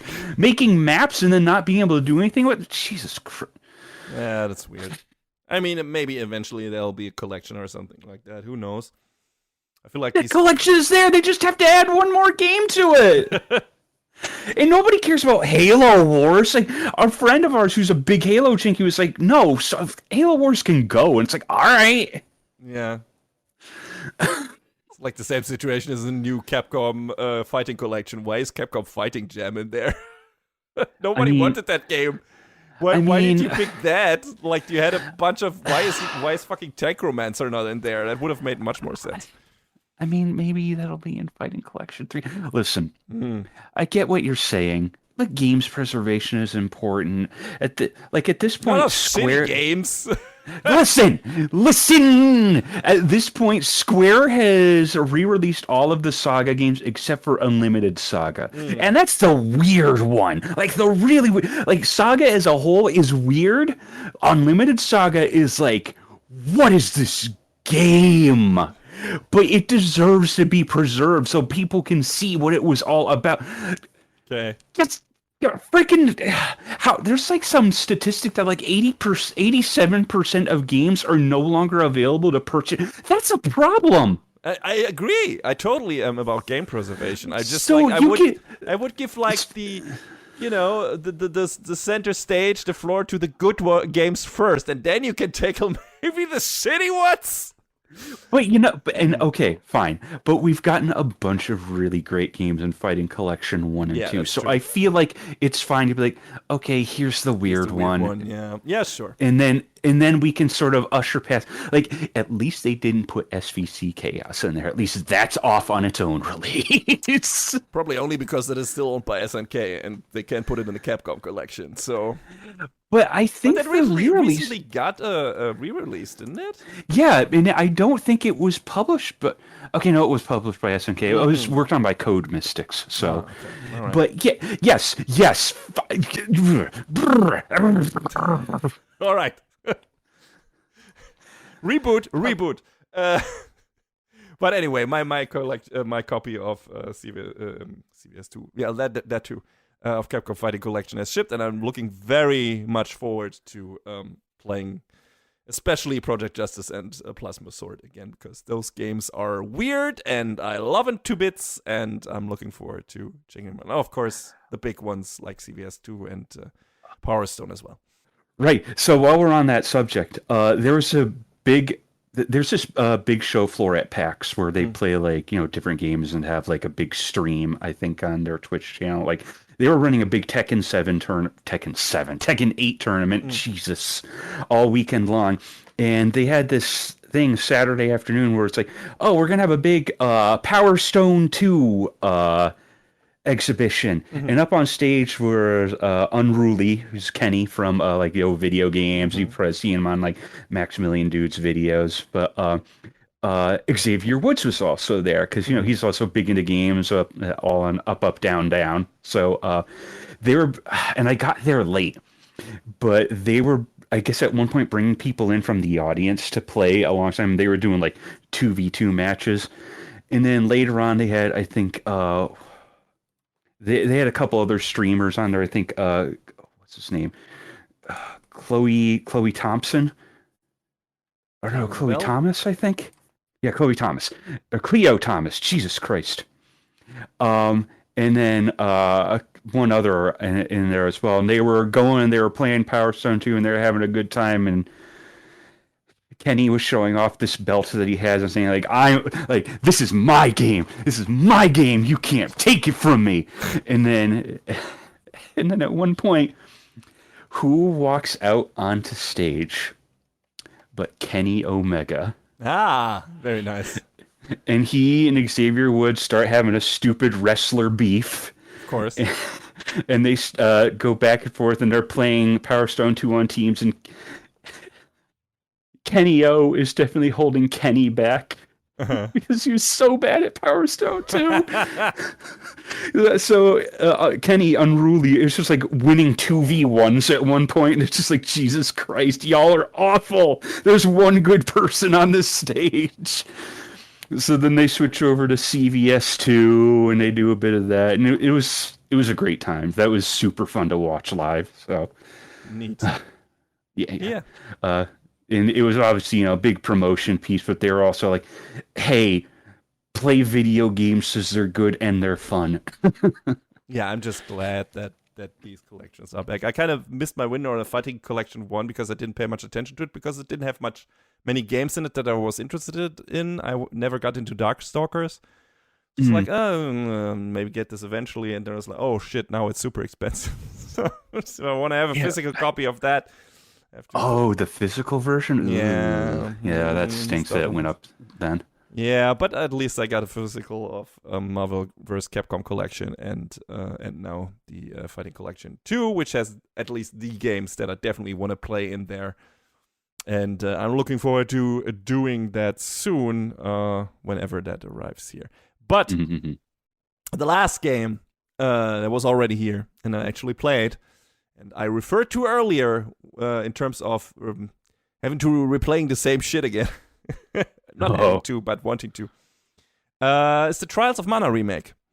And that game has somewhat interesting history. And, it's the sequel to Secret of Mana, technically, or the third game in the Seiken Densetsu franchise. And that never technically came out in the US, as far as I'm aware, until the Mana collection recently. So, which is really funny because people found you can rip the game out of there and just play it on an emulator. Yeah, that makes sense, and that's how most people probably played it the first time. So did I. Played it on an emulator with my friend Alex, who you also know. And we had a fun time back in the day playing that on Super Nintendo emulator. It behaves a bit differently than Secret of Mana. It's a bit slower in certain parts, but what's interesting about it, it has different story path. You have like 6 characters, and technically all of them have individual storylines, which is very cool. Technically you always have a team of 2 characters. I mean, your party eventually has 3 characters, but 2 of them are kind of connected in their story paths. The third one is kind of always just an add-on to that. And halfway through the game, the third character's story kind of ends or is forgotten about until the very end. And the main drive are your 2 main characters that you pick. And you should always pick the ones that kind of belong together. So Duran and Angela, Kevin and Charlotte, and Hawkeye and Reese. Those are the teams that kind of belong together. And the third character is whatever you want to pick. And then you have, depending on which character you choose as your main character, you also, have a slightly different story there. And it's pretty cool and pretty fun. It's a very light, kid-friendly action RPG. And that stays the same in the remake. Now, the remake is, of course, not the typical 2D, somewhat isometric, but not really view that the, Secret of Mana also had. It's fully 3D. And the sad thing about it is it doesn't have multiplayer, which was always the main drive, which I like the most about about Secret of Mana, and also the original Trials of Mana. which it didn't have that title because it didn't come out in the West until recently, which is Second Densetsu 3. Mm-hmm. Or Secret of Mana 2, someone just changed that, like when they did the emulated version of that, like fan translation and everything. But now Trials of Mana is the official name. They even say that in the Japanese dub. Seiken Densetsu 3 Trials of Mana. That's right, they do. Yeah, which is cool. But yeah, so it's fully 3D now, and lets you traverse the world and got more interest. It's all a bit more stuff they put in there. You also have a bit longer of a post game and everything. You have more character classes that you can upgrade to, which is probably the coolest thing about this game. I haven't played that many games that actually have you like where your character classes are upgraded at a certain point. And that in this game, you just get to, I think first is level 18 and then level 32. You can upgrade your character to a new class. And with that comes, you do have an extended combo. You get new moves. You get a different outfit. And you can always choose between light and dark path. And depending on what you choose, you get later a fully light coded character, fully dark coded character, or a mix between the two. So light, dark, light, and dark, and different skill sets, of course, that come with that. And that keeps the fighting system, even though it's very basic, rather varied in terms of what moves your character have at their disposal, and also makes it very interesting to experiment with different character party setups, right? Because depending on what class you choose down the road, it might be a better support class, it might be a better main character class, it might be a classic damage dealer, or more of a, have like buff and debuff magic and stuff like that. And that's very cool. And I like that a lot. And that's still present in the remake version of the game, even more so. Like, definitely have more things, and especially in the post game, you get one additional character class, one final fourth class that you didn't have before. And that's also pretty neat. And yeah, I really enjoyed this game. Like, you have an upgraded soundtrack. The soundtrack of the SNES version was already fucking spectacular. What a main theme, and everything in there sounds great. But now they also employ a full orchestra for a lot of the songs and everything. Like, there's more budget in that game than I would have expected.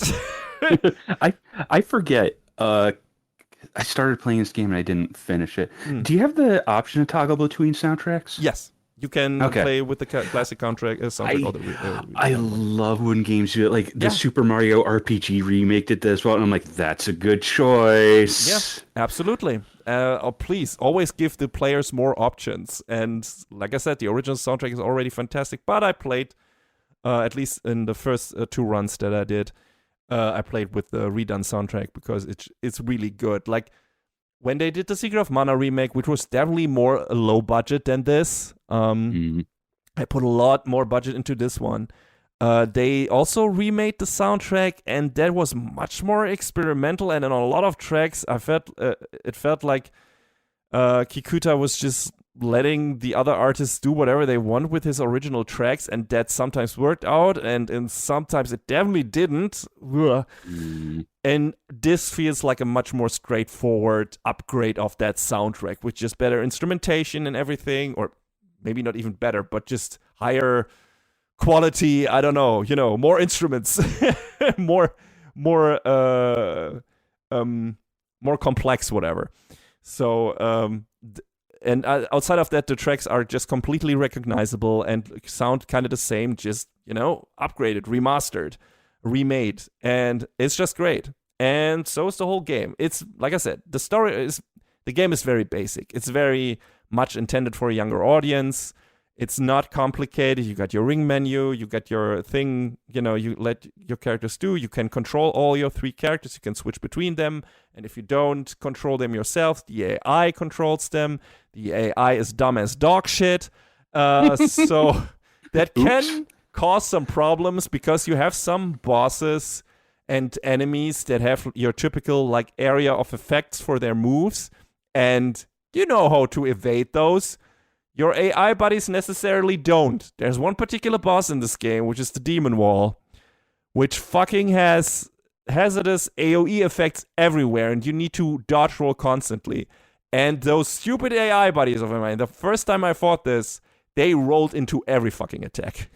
Like, it even makes more sense to just play with one character, so like the other two die and finish that thing off yourself instead of trying to revive all the other characters and keep them alive all the time. Because it's just micromanagement to up the wazoo. It's ridiculous.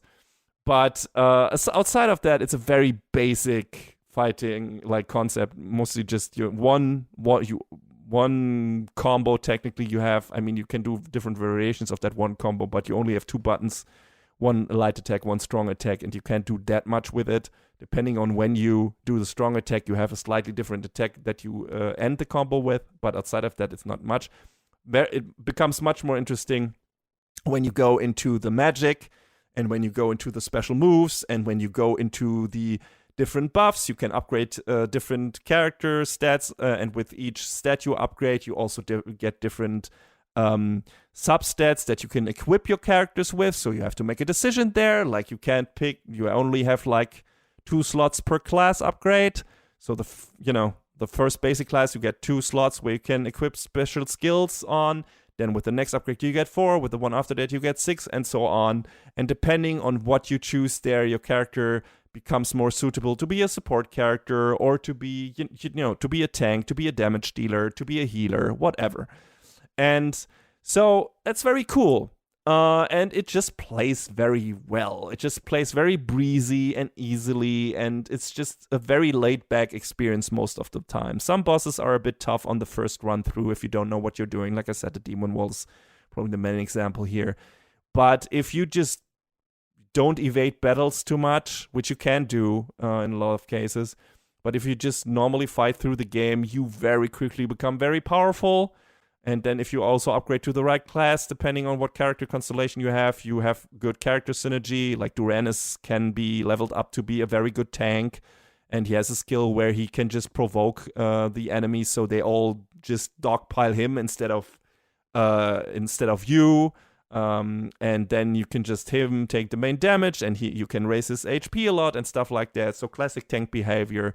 And you can focus on damage dealing and so on. So I always kept him as the third character in my party because he's the only character who can do that, and so I can focus on actually doing the damage and throwing out giant ass spells with Angela and stuff like that. You have an element system, which is very basic but also works really well.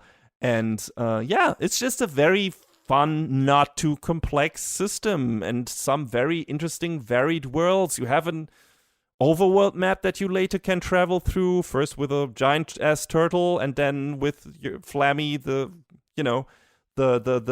main mascot dragon of the Mana series, I would say, that you could already travel around on in Secret of Mana, and now you can do in this one as well. And, that's fun. And you have a bunch of different styled worlds. You have an ice world, fire world, of course. You have desert. You have a town that is where it's night all the time and stuff like that. A giant kingdom, and then little areas in between that you have to travel to. It's just a nice game with a cool journey. The journey aspect is also very enforced in this. And, yeah, it's very nice. You have cool characters in there. Very basic, not like they don't have deep character stories or anything at all. It's a game from the Super Nintendo era. Like, games with a bit more fleshed out characters like Chrono Trigger and stuff like that were few and far between. So don't expect too much. It's just very basic. And the dub, I think, is also not great. From what I heard, I played it with the Japanese dub, of course. And especially a lot of people were complaining about Charlotte because she has this very baby-ish way of speaking, and you still see that in the text where it's like this. There are some letters in there that shouldn't be in there in certain words, and she really like, oh, this little thing. Right, she talks like that all the time, and that I assume that can get annoying, but in Japanese it wasn't as bad. And I remember people having thoughts on that. Yeah. So, but that can be circumvented. So I just had a good time, and once you're done with the game, like I said, you have the post game, which is just pretty much you upgrade to your new character classes, but to do that, you go through like a little post main story, little character quest that kind of is a nice cap-off point for each individual's character's story. So I'm pretty glad they added that. So that was fun. Like that's really cool. The not so fun part is what comes after that, because it's just a giant ass dungeon that is very long and where you just fight all the enemies that you kind of know, and it just doesn't end. It's very long. You have a pretty cool boss fight at the end of it, but I was like, I'm not gonna do that again. But these little character stories that you can do after the fact to be able to get the MacGuffin item to upgrade to your final class, those are pretty cool. Like, they are very nice cap-off points for the individual character stories that you actually don't get in the main game and that you didn't get in the old version of the game. So it's nice they added that. It felt very satisfying for a lot of the characters, or all of them pretty much, to have that added on. So that's a nice thing. That's something that I want to see in remakes like that, where it's like, hey, maybe get a bit more out of the characters for this. And they did that, and I'm glad they did that. And yeah, then you have New Game Plus, and you can play through the entire game again, just with different characters, which is what I did. I first played with a team of Angela, Duran, and Reese, and then with Kevin, Charlotte, and Duran again. And then the last thing I'm going to do is play with Hawkeye, Reese, and Duran, but I haven't gotten to that yet.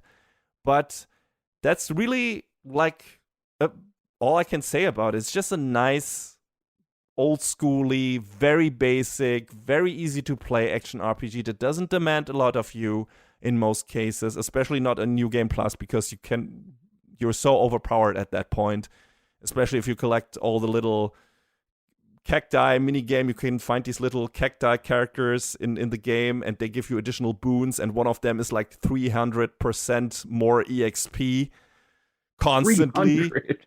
And that raises you to an absurdly overpowered level in the New Game Plus so quickly that you're just mopping the floor with every enemy, which also makes it much faster to play through the game again. That is a given in New Game Plus, because you are already over leveled, at least with the character that you played before. The problem is you want to play with the new characters, and those are not leveled up yet.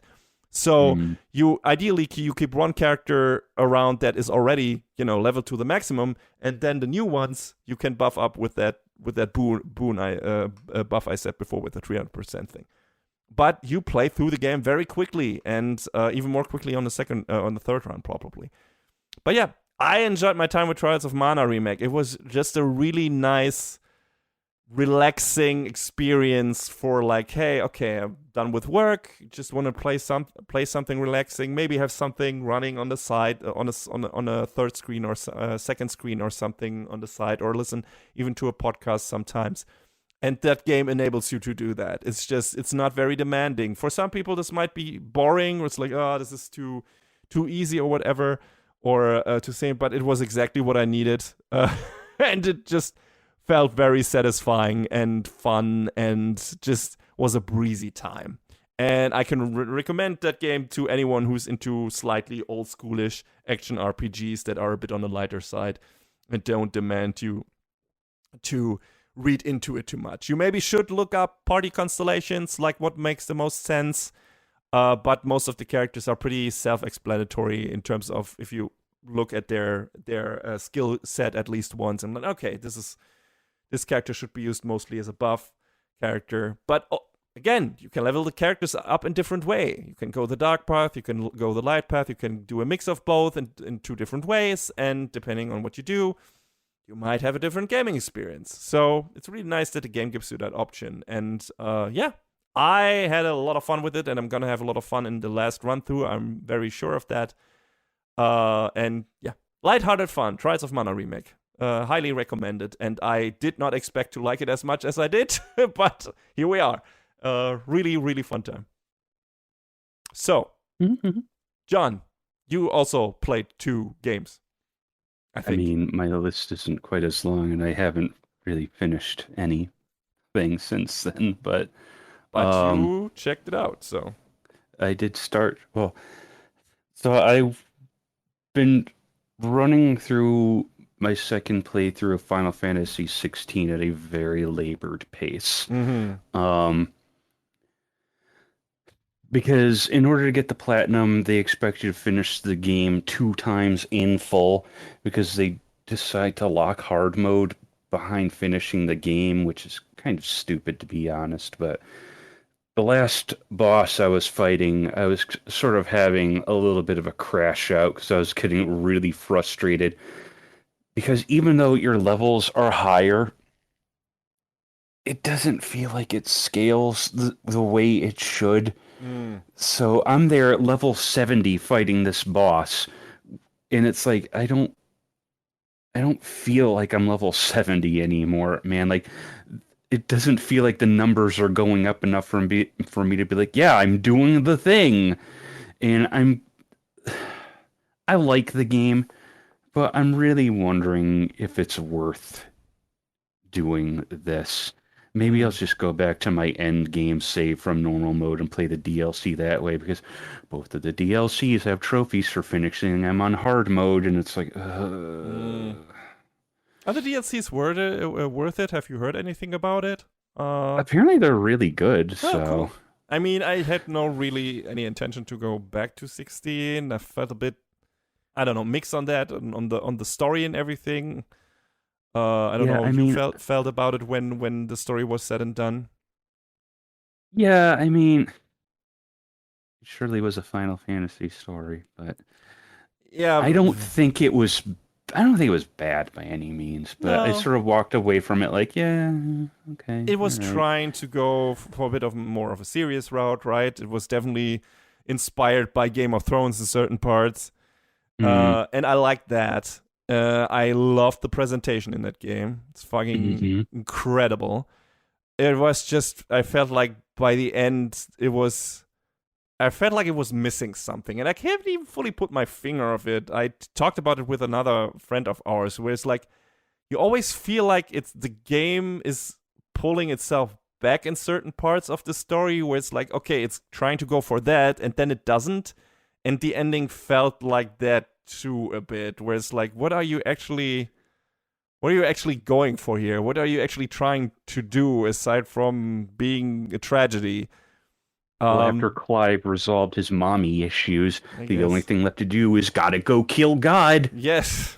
I mean, I'm which is sort fine with of, that, and it was like the final fight was a blast, but it's still like story wise, I felt like it left could some have been a things little to be bit more. desired, and Yeah. that was a bit of a bummer. I had a fun time with that game, fun enough, but it was not like I didn't feel the urge to go back to it. But if you say the DLC is supposed to be really good, maybe I should. It's weird because I don't feel like the bosses were the slogs in normal mode that they are in hard mode. Like the last big thing I did was fighting Titan. I feel like that took like twice as long compared to normal mode. And it's like, then what's the point of giving us 50 extra levels if you're just going to double the health pool of every boss fight and make it last even longer, man? It just doesn't feel good. I mean, that's one approach to hard mode, but also one I'm not a fan of. Give the bosses different moves that are maybe more hard hitting and make that difficult.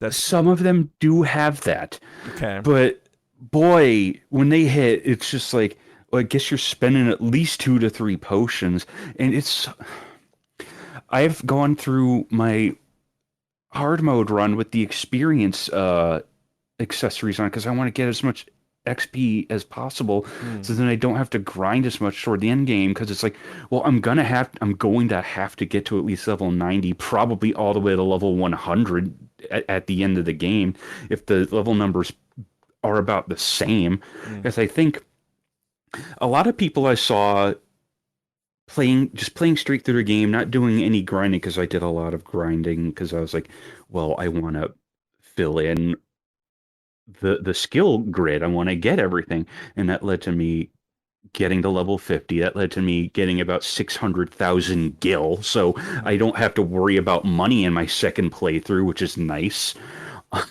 Hmm. But from what I saw, a lot of people were finishing the game around like level 47. Hmm. So by that metric, they're probably expecting you to finish New Game Plus on hard mode between like 94 and 96, which is still a ways off. And I'm like 2/3 of the way through the game, and I don't think unless I'm actively grinding XP that I'm going to naturally get there. Hmm. Plus, because I also want to get, the best sword in the game, which means I have to do all the side quests again, which is fine because the second playthrough of this game is a lot faster because of skipping all the cutscenes. Yeah. But that means having to do all the hunts again, and some of the hunts are terrible. Like especially, I don't remember the name of it, but the S rank one, the dragon, Yeah, that one yeah. isn't awful to fight on normal mode. So I can only imagine how terrible it is on hard mode. Yeah, yeah, I remember that being a lot So of bullshit. I'm just like, oh, do I want to do this to myself? So I kind of put the game down, and I've been having to think about it, and I'm like, you know what? If I go back to it, I'll just load up my end of the game normal mode save and just do the DLC that way. Does this game have proper like New Game Plus if you just want to play through it on normal again? I'm not sure. I haven't actually tried. Hmm. And also, now that I'm thinking about it, I'm not sure if hard mode starts you at level 50. Hmm. I mean, I guess it would make sense considering everything's scaled. Because if they started you at level 1, boy, Hmm. that's an uphill climb. Yeah. But I mean, like I said, I don't dislike FF16, but it makes me want to just like reconsider what I'm doing with my life. Hey, welcome to my Sonic Unleashed experience. Yeah, about Hmm. that. I'm sorry. So, how did you feel about But the other game? but yeah, that's not the only 16 I played. The other 16 I played was Doom 2016, and I'm Hmm. not done with it. I'm like 4 out of like 13 missions Hmm. into it, and I don't know if you knew this. I might be a few years late to the party, but that game's pretty cool. Yeah. I like that it's fast and frantic, but it's not too fast. I feel like I can still sort of keep up with what's going on without losing myself in the action. Because you get into some wild firefights in that game, but they give you so many tools and so many weapons. Like, I think. I think with some of the secrets I have found some weapons way earlier than I should have. Like I found, I think, the plasma rifle, and I'm like, the second mission? Hmm. And I was like, I don't think I should have this, but they're giving it to me, so yes, I will take it. I feel like the gameplay loop in that game is just pretty well thought out, where it's like, hey, okay, you use your guns. If you're low on ammo, you use the chainsaw. You get back your ammo again. If at a certain point you can unleash your whatever it's called, unlimited The attack. glory kills, yeah. Yeah, yeah. So all of that just works very well, like chains very well into each other. So that's pretty good. I really appreciate when they give you the chainsaw. I was like, Yeah. well, every time I want to use this, I'm gonna have to open up the weapon wheel to pull it out, and that seems a little clunky. But then they were like, no, it's just the X button. I was like, Yep. oh, that's a smart choice. Yep. Okay. So that you use it all the time because you need Yeah, to. yeah, yeah. Sometimes I forget it's there, but when I do, I'm just like, when I look at my ammo counts, I was like, all right, rev her up, let's go, baby. Yeah. Yeah. It just feels so good, and it's so visceral. I'm not super all about like disgustingly violent games, which that is Doom's pedigree. But Yes. and I've been wanting to play this for a long time, so I finally decided, well, Doom: The Dark Ages is out. Yep. Maybe I should play one of the older ones. And I'm Yes. probably going to Picked a go good back one. and play more. I'm probably going to go back and play more of it tonight and this week because I was having a really good time. One of the first things I did was I got enough Praetor upgrades to just be like, all right, show me where all the items are on the map, and then Yeah. I'll explore and find the secrets after that. I feel like that was the good choice, Yeah, and sure. then everything else can come after. Yep. I The had weapon mods. a lot of Good. fun with that game when I played it. I played it twice. I bounced off Eternal the first time I played it because it feels very differently. But Yeah, I'm I gonna get heard back to that. that eventually as well because I feel like the gimmick with the hook sounds very interesting, and Dark Ages look pretty cool, and everyone says it rocks. So eventually, I'll get back into that franchise again. I had heard that Dark Ages is even more different in Yeah, comparison, but that it's still a good game. So it sounds like it's much more melee based than 16 and Eternal. yeah, I guess you always have the shield, and you Mm-hmm. can do like round trips with them, like you're a Devil May Cry character. But Mm-hmm. it's like, okay, that still sounds cool. Yeah. Um, I didn't realize. I thought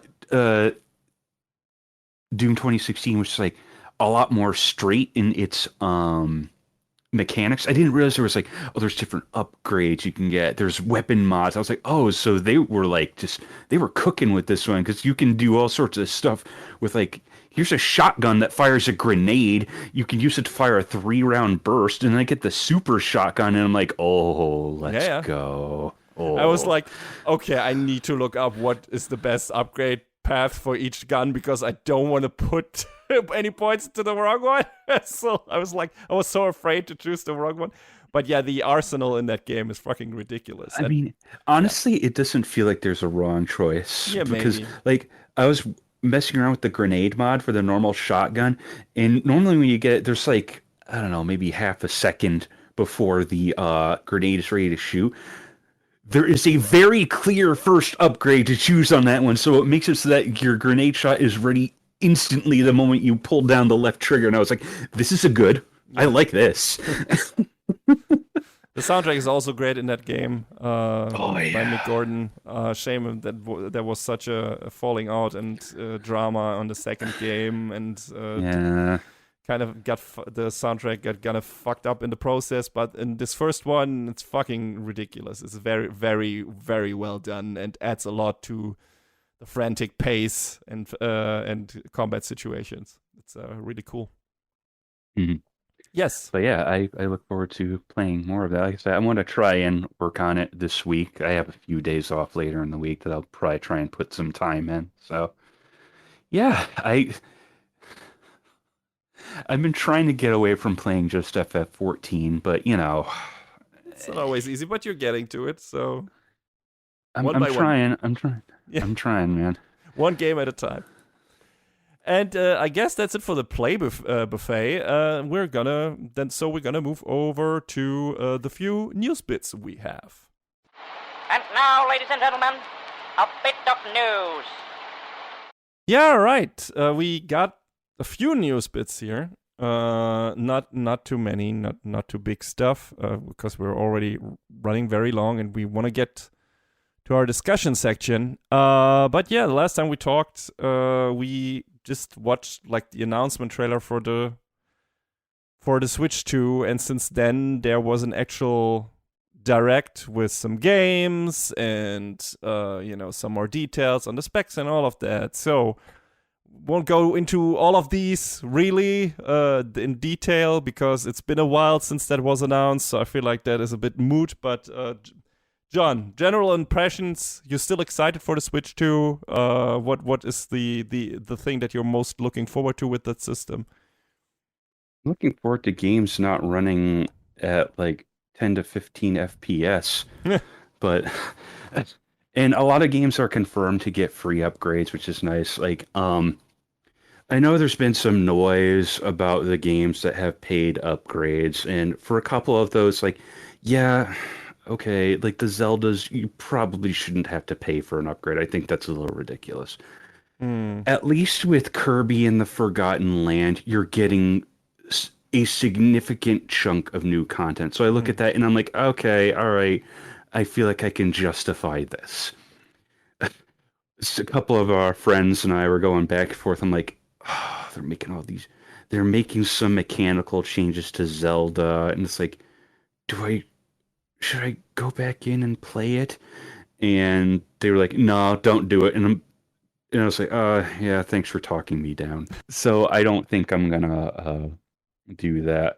But I mean, Mario Kart World looks really fun. I mean, Yeah. I feel like it's sort of a little hard to get excited for Mario Kart anymore because, like 8 was around for, Very oh my long God, time. when did it release on the Wii U? Don't forget it was a Wii U game. How could I? It really Mario Kart 8 had a almost 11-year long cycle. It released in May of 2014. I mean, So the content upgrades for it for Switch were not insubstantial. yeah, I mean, So, they released how many extra tracks? Like, Jesus. No, it was like 40. Well, I mean, they released 24, 24 on the Wii U version, and then another 48 on the Switch, Yeah. which is neat. So at least the game had a very long tail, but people are also complaining about the tracks being ported from Mario Kart Tour. Oh, they look lower detail, this, that, the other thing. Okay, you go in and see if you can do a better job upscaling mobile game assets then. Like, I'm not going to sit here and defend Nintendo. I'm not going to sit here and defend Big Corpo. Yeah. But, it is what it is. You want more Mario Kart. Well, a finger on the monkey's paw is going to curl up. Yeah. And I mean, it was still fun stages, so it don't need to look perfect or be as varied as the other ones in terms of track design and whatever. I enjoyed it. I loved Mario Kart 8 Deluxe, whatever. Just fun time. Always a game you can throw back in with some friends and, play. You have a good time. And I assume that will be the same with Worlds. Just going to be a much bigger version of that.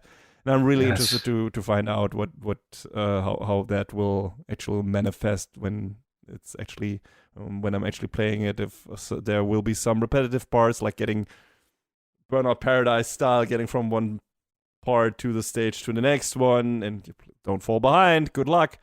And if there's an instant retry, I hope so. And it looks very interesting, like a lot of characters, a lot of cool new gimmicks, and the stuff with the costumes is nice. It feels like they added a lot more bells and whistles this time. I'm just interested to see if the actual selection of tracks is there and how much the open world has actually to offer for you in terms of, hey, there's some cool shit here that you might want to find and look for, maybe because you'll get a new costume through it and stuff like that. So I'm really interested to see how that is all like gonna pan out.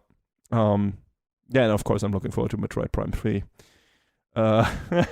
That's no secret, and even though that's still technically announced for the normal Switch, the Switch 2 version is gonna have a much upgraded graphical mode, and definitely gonna play it. I couldn't believe when they were like, "Oh yeah, it's 120 hertz variable refresh rate screen." It was like, yeah, but they recently have confirmed that is only for the portable version, right? The VRR was a mistake. Yeah. No. On their end, it's not gonna. You won't be able to have that in docked mode. You only will have to have that mobile mode, which a lot of people are playing their Switch like that. So they probably will be able to experience this. And there's no like. There might be a patch later on that enables that for the docked version of the game. So there's that. And yeah, I'm just at like one of the highlight games I've been waiting for a while, and I kind of want to revisit one. It's not Metroid Prime 3, it's Metroid Prime 4 actually, and I kind of want to revisit the first three. So looking forward to that, and eventually I will get to that. A new Donkey Kong game, Bonanza.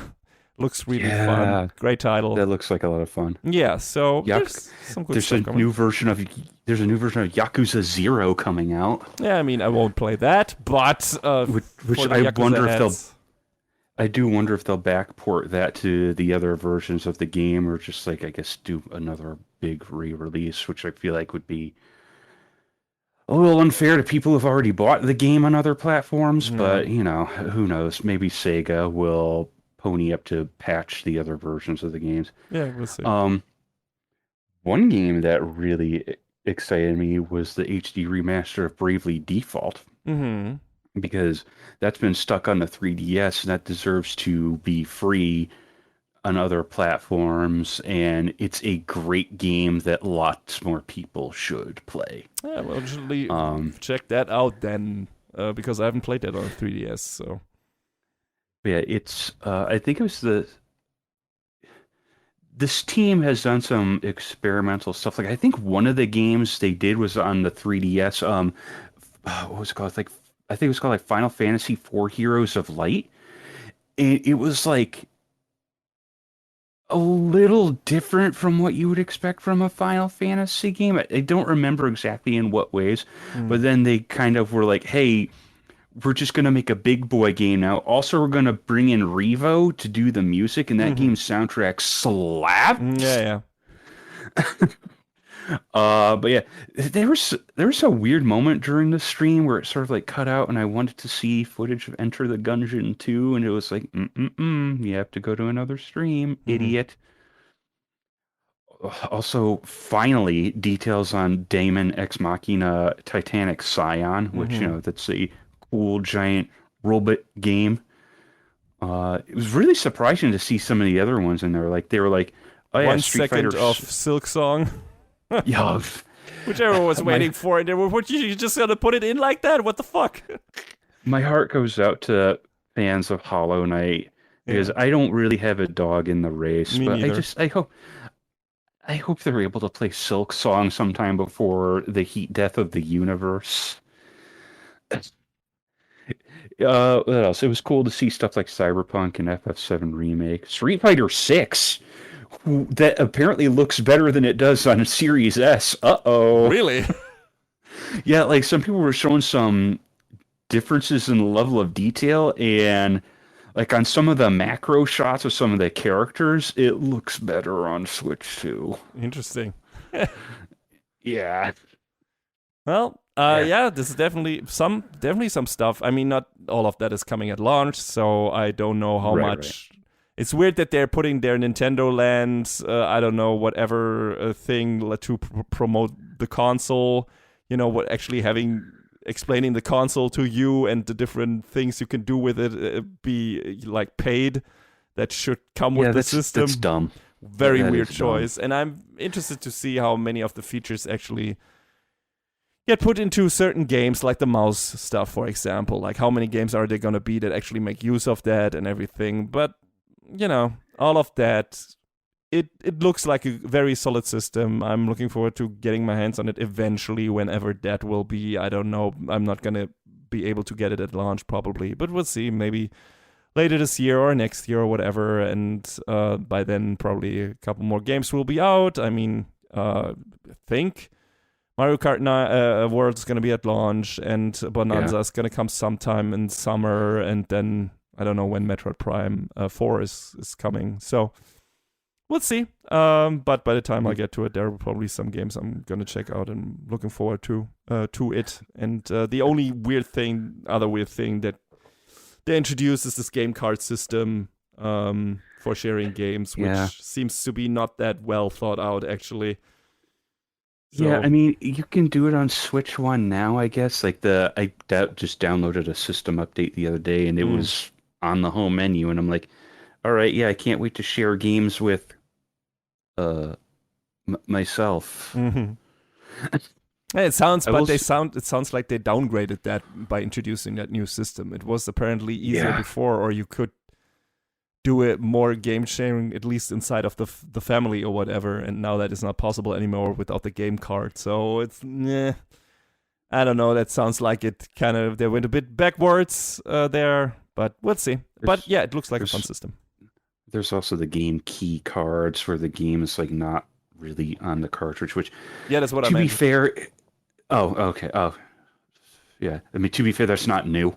There's a lot of games on Switch One that do that, but and like I want to buy Bravely Default physical, even though it's not technically on the cartridge. But the game key cards will at least retain resale value so long as the game is still downloadable. So that's why I'm like, I'll just buy it that way, I guess. I mean, it's not the case for all the games, right? It's just a lot of third-party developers are using it because it's a cheaper version than using the 64 gigabyte cartridge or whatever the other option was that Nintendo provided them. Yeah, there were like two whole options for cartridges, and it was like a 64 gigabyte one, and then the key cards, right? So they're going for that because it's easier manufacturing for them. and that means only the Nintendo games are probably going to be on proper cards, and all the other ones are going to be key cards mostly, except for some companies who can afford it or want to afford it. So that's going to be an interesting situation, and it's probably going to be discussed much more in the future. We'll see.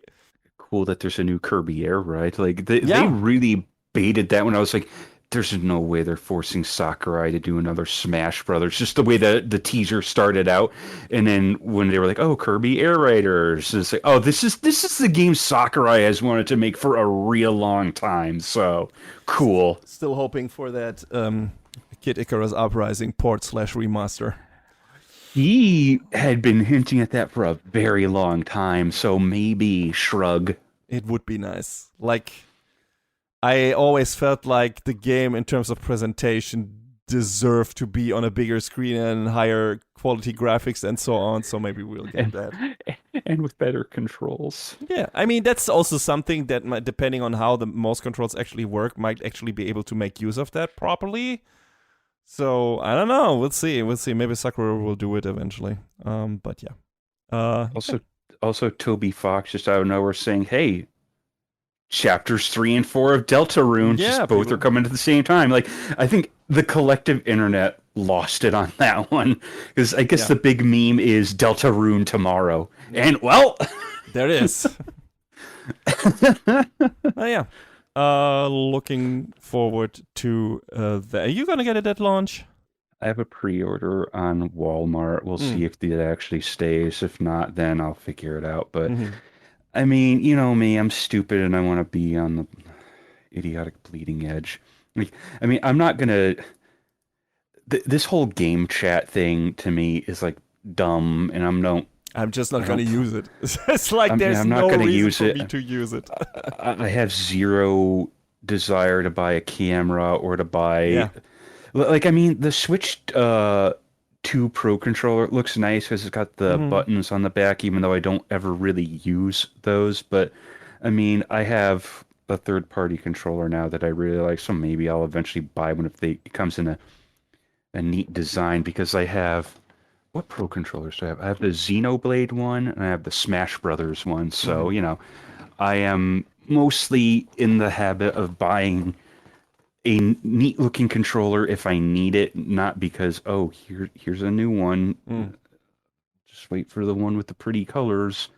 Like that. I don't know, there's some real ugly ones in years past, so, you know, Yeah, let's see. I mean, there's going to be another Xenoblade game eventually, so let's see. But apparently the Switch 1 Pro controller seems to be working with the Switch 2 as well, so that's cool. Yeah, I mean, there's the whole thing about the Joy-Cons, but at least you'll be able to... I got to imagine you'll be able to at least use them wirelessly. Yeah, probably. So, what else we got? So... Clair Obscur Expedition 33 kind of blew up. I don't think we know what the developer's magic number of sales is, but it's over 2 million now. So it's doing really well for itself. I mean, it got a lot of positive reviews, and also, you know, from not only from I don't know, online magazines or whatever, but also from everyone who played it, who says this is the real deal. This is absolutely spectacular. Like, so much fun, such a good gameplay system and everything. And I haven't heard anything about the story, actually, like if it's really good or not. I don't know. I didn't want to get spoilers, so I didn't look into any of that. So, but yeah, it sounds like we got a really good JRPG out of it, and yeah. Stop. So I will definitely play that game eventually. I'm looking forward to it, but it's gonna be a while probably. I guess one of the devs was talking about all the games that inspired them, and like one at the top of the list was Lost Odyssey. And looking at this game, it's like, oh no, yeah, come on, dude. And then you look at the menus in battles, and it's like, well, that's Persona 5. Like it's clear, it's very clear where it's getting a lot of its cues from, and that is not a problem, because you know it's a very well regarded game. So You are very allowed to wear your inspiration on your sleeve as long as you iterate on them in an interesting way. And it seems like they also did their own thing and did that very, very well. So, yeah, it seems like it's one of the good ones, and I'm glad it pays off in terms of sales numbers. And, of course, now the expectations for the sequel are through the fucking roof. I would imagine, and everyone is going to be like, "Oh my god, when is that going to happen?" I don't even know how long they worked on the first one. I mean, there doesn't even have to be a sequel, so I don't even know if the story allows for it. Or let's say everyone is probably going to look forward to the next game from that studio now. While before that they weren't really on anyone's radar, but now they're on everyone's. And it's like. Mm-hmm. I mean, this is going to probably be one of the big contenders for Game of the Year. So, oh yeah, we'll see what happens. It's probably going to win Best RPG, at least Best Role-Playing Game this year, because I don't know what else is coming out in this year that might actually be able to challenge it. So we'll see. It's gonna be it's gonna be interesting, and I'm looking forward to eventually playing it. I mean, I see how good it is. I don't know if I'm interested in playing it myself, but, maybe eventually. I'll see. I mean, I've got too many other games to play anyways. So do I, but I'm always like, if there's a really good kind of JRPG-ish thing that is happening, and I also, like I said, I need to find out if the story is actually good or if people are just raving about the actual gameplay. If it's just the gameplay itself that is so much fun and having everyone being addicted to it, I just also want a good story out of my RPGs, please, if possible. So we'll see. I haven't heard anything about it. I don't know if it's good or bad, but I will look into it. Try to not get spoiled. But yeah, for now, I have other games to finish. I mean, there's one streamer I watched, and they've been playing it, and I'm like, I keep watching, or should I actually sit down and play this? And I don't know. I'll figure that out. But yeah. The next news story is not a big one, but it's one that was I thought was relevant to my interests because there was this Bandai Namco MMO called Blue Protocol that was it had been out in Japan for a little bit, and Amazon was like, "Oh, well, we're going to do the worldwide publishing of it." And they had a closed technical test last year. Yeah, last year. And then Bandai Namco was like, "Oh, well, never mind.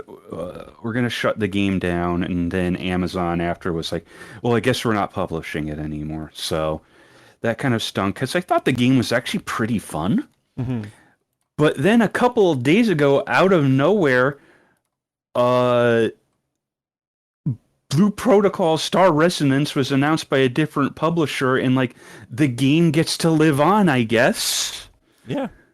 So that's cool, and I'll definitely be there to check it out and see, if it's like what was there before, if they're maybe doing something different with it, But that's cool enough that it gets to that it got to somehow survive. So nice that I think that's neat. Not only TV series are getting rescued now, but also games.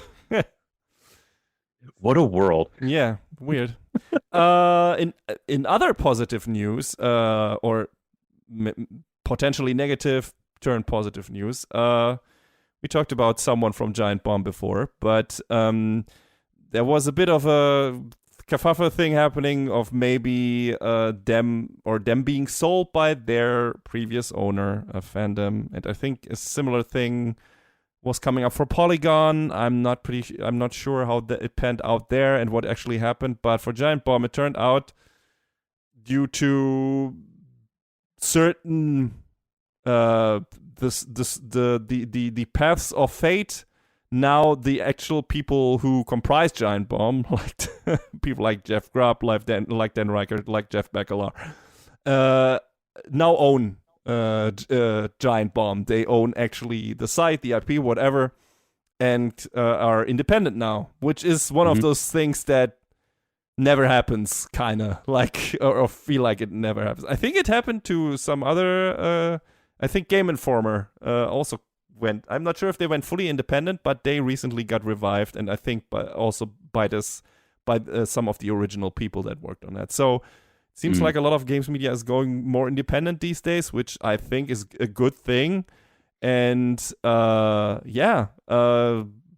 looking forward I'm very happy for those guys because I've been following Giant Bomb forever, like even before they split up into certain sections. I think I listened to the Giant Beast cast more than to the Giant Bomb cast, and they're Nextlander now. But, the new crew is also pretty cool, and I don't listen to every episode or watch every video of theirs, but there's always something there that I occasionally check out, and it's very entertaining. And they have been through a lot of stuff over the years in terms of, different owners and everything. And it's glad to see that this is now ending up in the hands of the people who are actually doing the content and bringing the cool shit and, actually responsible for this still being a thing and surviving for so long. So I wish them all the best. I hope they're gonna be around for a lot longer, for many more years, and gonna do some more cool shit. And apparently they did at PAX. And yeah, the announcement was crazy because my friend and we were. I'm not super. I've followed like Giant Bomb very loosely, not quite as close as you have, but they were going to have a Blight Club panel, and Jeff Grubb, Jeff Bakalar, Dan Riker, and Jan Ochoa take the stage, and they were like, yeah, so this was supposed to be a Blight Club panel, but we wanted to talk about, what's going on with Giant Bomb lately, and the site has new owners, and you're looking at them, and there was just like this massive pop.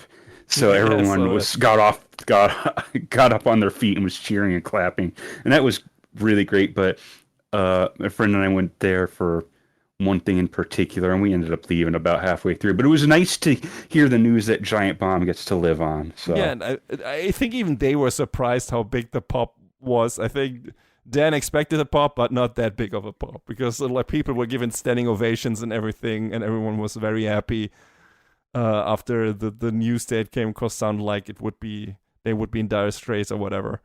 And now it's for like I posted on Blue Sky in response to this, for once in this rotten decade, we're actually living in the best timeline.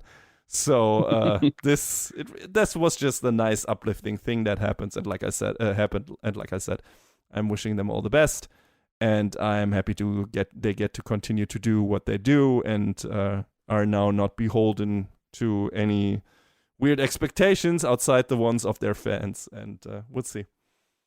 There are some negative things we could go into because, tariffs, shit is getting more expensive, and there have been more layoffs for a lot of companies. I don't even remember all of them because there's so many. Yeah, it seems like every week there's another set of layoffs. Yeah.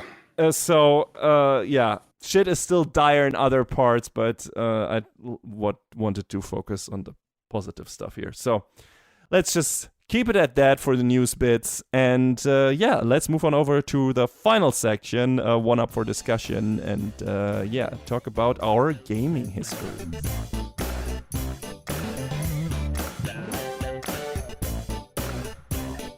Yes, so this is our editorial whatever goes section where we put anything game related in here that we want to talk about. And since we haven't done this for the gaming spin-off before, we did it for ABF. We did like in the very first episode of that, we talked a bit about how we came to anime as a medium and what were some of the shows that got us interested in it, and what we enjoyed about it and so on. And we thought, hey, why not do this for games as well? And since, we started pretty early because we're fucking old, there are a lot of gaming eras to talk about with, that we've experienced during our storied lives. So we thought, hey, we start out at the very beginning, because we also don't know all the details about that. Just like with the anime, I was surprised to learn that John kind of got introduced to anime through the same series as I did when we talked about it. So we'll see. Maybe we'll learn something new about our personal gaming histories in this section as well. We're not exactly the same age. John, I think you're like 3 years younger than I am or something like that. Yeah, I Maybe even a believe bit so. younger than that. But 3.5. yeah, something like that. So, but it's comparable. So we're probably gonna cover roughly the same eras. And that means we're probably, I mean, no, not really. I mean, do we want to start with the first consoles we owned, or do we want to start with our first experience with video games? Because then we have to start a bit earlier. And since we're already running very long, and I don't want the podcast to be much longer than 3 hours, we're probably only going to do like 1 or 2 console generations, or, you know, if also played PC. But we're going to can talk about that. But yeah. For me, I kind of feel like the start point in the first experience with games is kind of one and the same. Really? So? Because flashback to a much younger John Jr. in 1987, 88, when my parents got me an NES for Christmas. There was I forget what the name of the package was, but it was the one that came with a zapper, like the original gray zapper before they reissued it in orange. Yeah, with Duck Hunt and Super Mario Brothers on one cartridge. And what was the third one? Wasn't there a third one on that one as well? No, there was one later on that I think was Mario Brothers, Duck Hunt, and Tetris. No, I think it was maybe like maybe it was different in the PAL region. A track and field game. Yeah, that could be it. And I think in the PAL region it was Super Mario Brothers, it was Tetris, and it was Nintendo World Cup. So yeah, it's probably different for US because I don't even know if you got Nintendo World Cup. Oh, here we go. Yeah, there was a cartridge, I think, in the US, Super Mario Brothers Duck Hunt World Class Track Meet. Yeah. But yeah, I never had them. I just had the 2-in-1. Yeah. Which, thinking back on it now, having 2 games on one cartridge is wild. Yeah. But, I mean, there were other games that did that later on in other eras. I mean, we now have that in collections, but back in the day, that was something special. I mean, there was like a Sonic collection on the Genesis that had more than one Sonic game on it. And like that wasn't like emulation or anything. It was just like it must have just been several banks of ROMs on one PCB, but whatever. We'll get to that. Yeah. So Super Mario Brothers was my first real big experience with video games, and then basically destroying my zapper by holding it too close to the TV and not understanding how the photo sensor worked in it. Oops. Yeah. Now I understand how the technology worked, but back then I was just like, well, you just push it right up against the screen and you shoot the ducks with it, right? Well, that works until, the photo sensor gets blown out. Oops. Yeah. God, I didn't have a ton of games on my NES because, back when you're a kid, obviously the only times you're realistically gonna get games are Christmas and your birthday. Yeah. Any other time is like a bonus. So the big way to experience games, and this is obviously we're both dating ourselves with this, but the big way to experience was going downtown to the local video store and renting a game for a weekend. That really was an option, though that came in for me later, in a later era. I would say starting with PlayStation. It wasn't for me a thing in the NES era. In the NES era, it was more of like going through the local mall or something like that, and then they maybe would have a kiosk or something where they would advertise a new NES game or a new Super Nintendo game that you could play there on an NES, and that's how I would get more games than I had at home, and also friends, of course. But I get into that once you're done with your NES talk. But yeah, that video store was there for a very long time. You went there even like up through the PS1 era renting stuff. So, the one that I used to love renting all the time was Super Mario Brothers 3. I mean, it was one of the big ones. That game was great and is still great to this day. So, but I remember one time going down there, Mario 3 wasn't there. Well, what do I rent then? I don't know what this game is.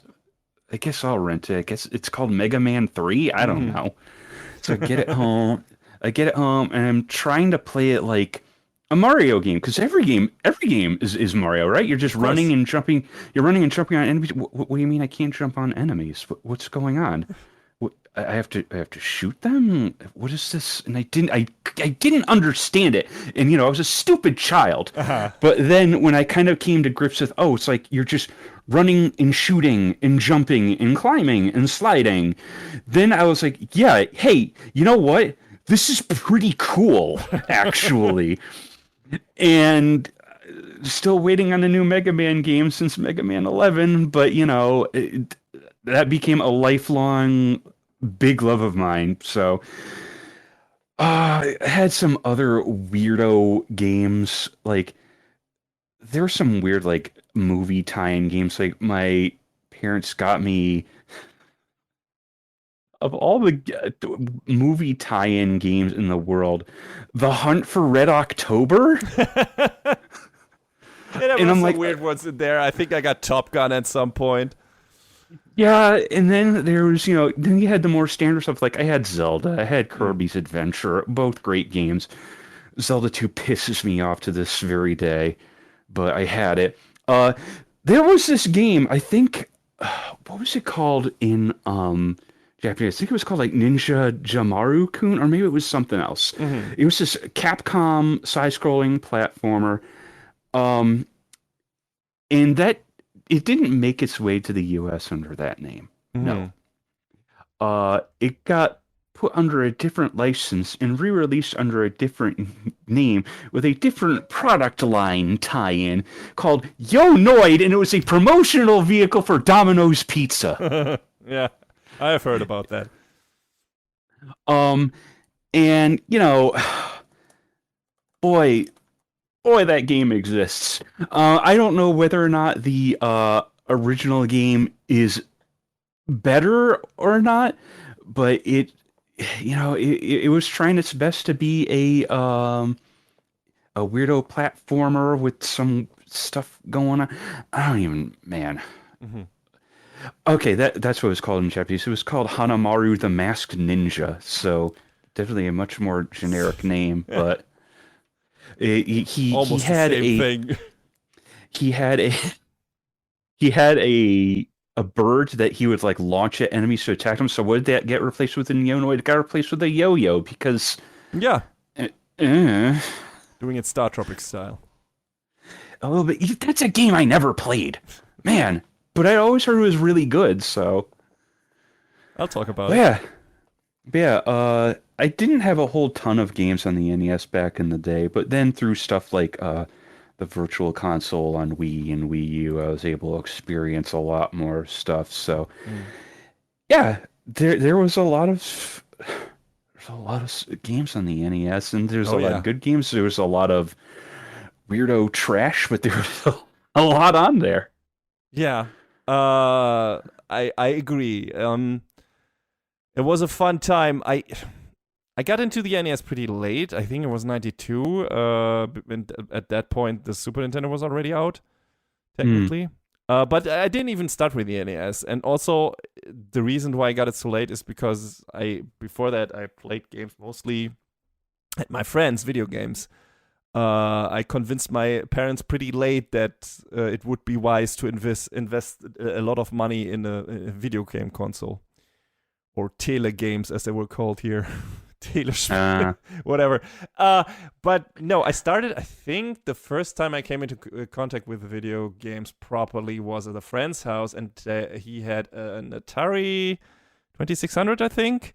With the classical Pitfall. I think he had the Popeye game. He had one other one that we played a lot of. Was it Frogger? I don't know. Something along those lines. And there was the track and field game as well. Here's the through line. And I remember playing that and liking it, but it didn't really really spark an explosion yet in my mind. I think that's enjoyable and interesting and so on. But I don't quite get it.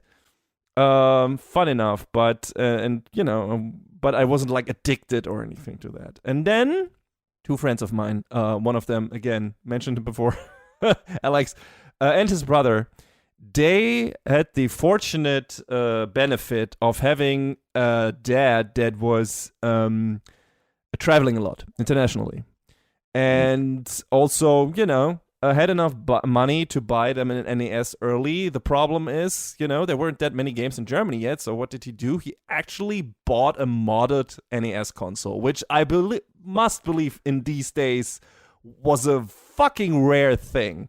Yeah. So that he got them a modded. I don't know if it was a modded European console or a modded US console, but it was able to play European and US games through a flip switch at the front. Fucking crazy. And if it was flipped up, I think you would play US games. If you flipped it down, you could play German games. So that's nuts. That's fucking nuts. So every time he went on, business travel to the US, he would bring them new games that weren't out in Germany yet. So they got like the hot new shit. They got Super Mario Bros. 3 because that was on German shelves. Before that was on German shelves. So that was fucking crazy. And I was in the very beneficial position to, as a friend, to experience all of that with them, right? And that extended through the Super Nintendo area, actually, because he actually got them an adapter to play US Super Nintendo games on a European console. So that was really cool. Like, got to experience Super Mario Brothers, of course. We played that shit like to no ends. Ice Climbers, Snake Rattle and Roll. We played a lot. Oh god, what else was there? I mean, Super Mario Bros. 2, Super Mario Bros. 3, of course, all of those. And Duck Hunt, we definitely played over at theirs. I think we played Dr. Mario and Tetris over at theirs. What else? Super Nintendo World Cup. We played the shit out of that. I remember that. And it was a really fun time. I really enjoyed it a lot. And then eventually, 92, through a system my parents cooked up when we went on vacation, they were like, hey, you got a budget of 5 Deutschmark every day, and you can either spend them on snacks or you save them up, and then after the vacation you can get yourself maybe a bigger treat. So I actually did that. I only get like maybe one, teaching your kid about money the interesting way and saving up for the future. So I only used like one Deutschmark or each Deutschmark each day for an ice cream or something like that, and saved the other 4. So by the end of the vacation, I had pretty sizable like allowance, whatever, pocket money saved up, and my grandma added a bit to that, and I was able to get myself a nice NES with Super Mario Brothers and the first Contra, and for people who are not aware, in Europe, of course, that was called Probotector. And the reason I bought that was the sick-ass cover for Probotector for the European version, which is much better than the cover for Contra. No contest, in my opinion, because it has fucking pet labor-styled mechs on it, like the Probotector mechs, and they look so fucking cool. And I saw that in my local mall, or whatever supermarket that also sold video games, and I was like, I need to have that. Little did I know that game would kick my ass so hard. But thankfully, I think through the Nintendo Club magazine or whatever, I quickly found out that you could get like 30 lives or 10 lives, and I was actually able to finish it with that. But not the normal way, because Jesus Christ, Contra 1 is a tough game. But yeah. So my experience with Contra is limited, and I'm interrupting just because I think this is a funny story. No, please do. But my friend and I went to a convention that wasn't exactly local. It was like a little out of the way. And there was someone there representing another convention. And they were like, hey, we do retro game stuff. If you can beat the first level of Contra without dying, you get a free pass to go. And I was just like, well, I mean, I've never played the OG Contra, but I guess I've seen enough of it that I guess I can give it a try. So I kind of played it, and I took my time through the level, and I somehow managed to do it, and I won a free pass. So I was like, all right, yeah. So, and I don't think I've ever played the original Contra beyond that first stage. I think without the cheat code, I made it through stage 5. Stage 5, the ice stage. That's where I always like ended. That's most of the way through then, though. It's like... Because it's what, like 7, 8 stages? Yeah, that included, I think it's three more stages that I would have needed to finish, but I wasn't able to. And then, okay, you can do the Konami code, the famous one, up, down, down, left, right, B, A, or A, B, and start. And then you get 10 lives on each continue, and with that I was able to do it. But yeah, still, that took a while until I actually got to that code. In the beginning, I was like, oh god, this is so hard. I need a new game. So... talked about this. The most ways you would get games in these days were Christmases or birthdays. But I also wanted more. And so I kind of, since I already had technically earned the console and the game myself by saving up, I asked my parents what else I could do to get more games outside of Christmases and birthdays. And I was like, well, you could do certain chores and we would just give you extra allowance for that. And then you can use that to buy yourself some games. And I was like, okay, let's do that. And, I do just shit for them, just groceries, cleaning the cars or whatever, right? And that's how I would finance my gaming addiction habit. So the first game I was able to buy through that measure, and here's our overlap once again, John, was, of course, a little game called Mega Man 3. Hey. Because I went through the mall with the money in hand. I was like, okay, which game am I going to buy? And I just saw this sick-ass cover, and I think the European cover for Mega Man 3 is superior because it's very close to the Japanese one. There's only some slight differences. I think Mega Man looks more metallic and whatever.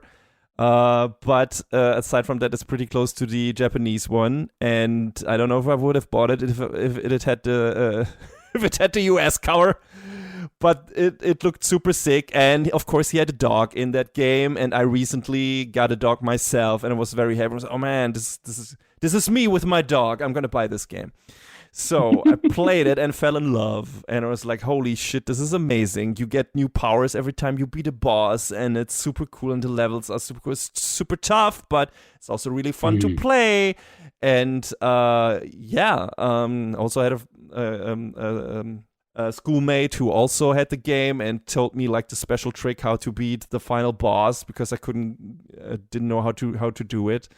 And yeah, I fell in love with that little guy called Mega Man, and that hasn't changed. And that's also how John and I got to meet for the first time, because we both were in the IRC channel. For you kids out there who don't know what that is, that's basically old Discord, and that's where the Dark Ages. Yeah, there was one an IRC channel for this Mega Man fan page, and we both ended up in that, and yeah, well, that's where it all started, folks.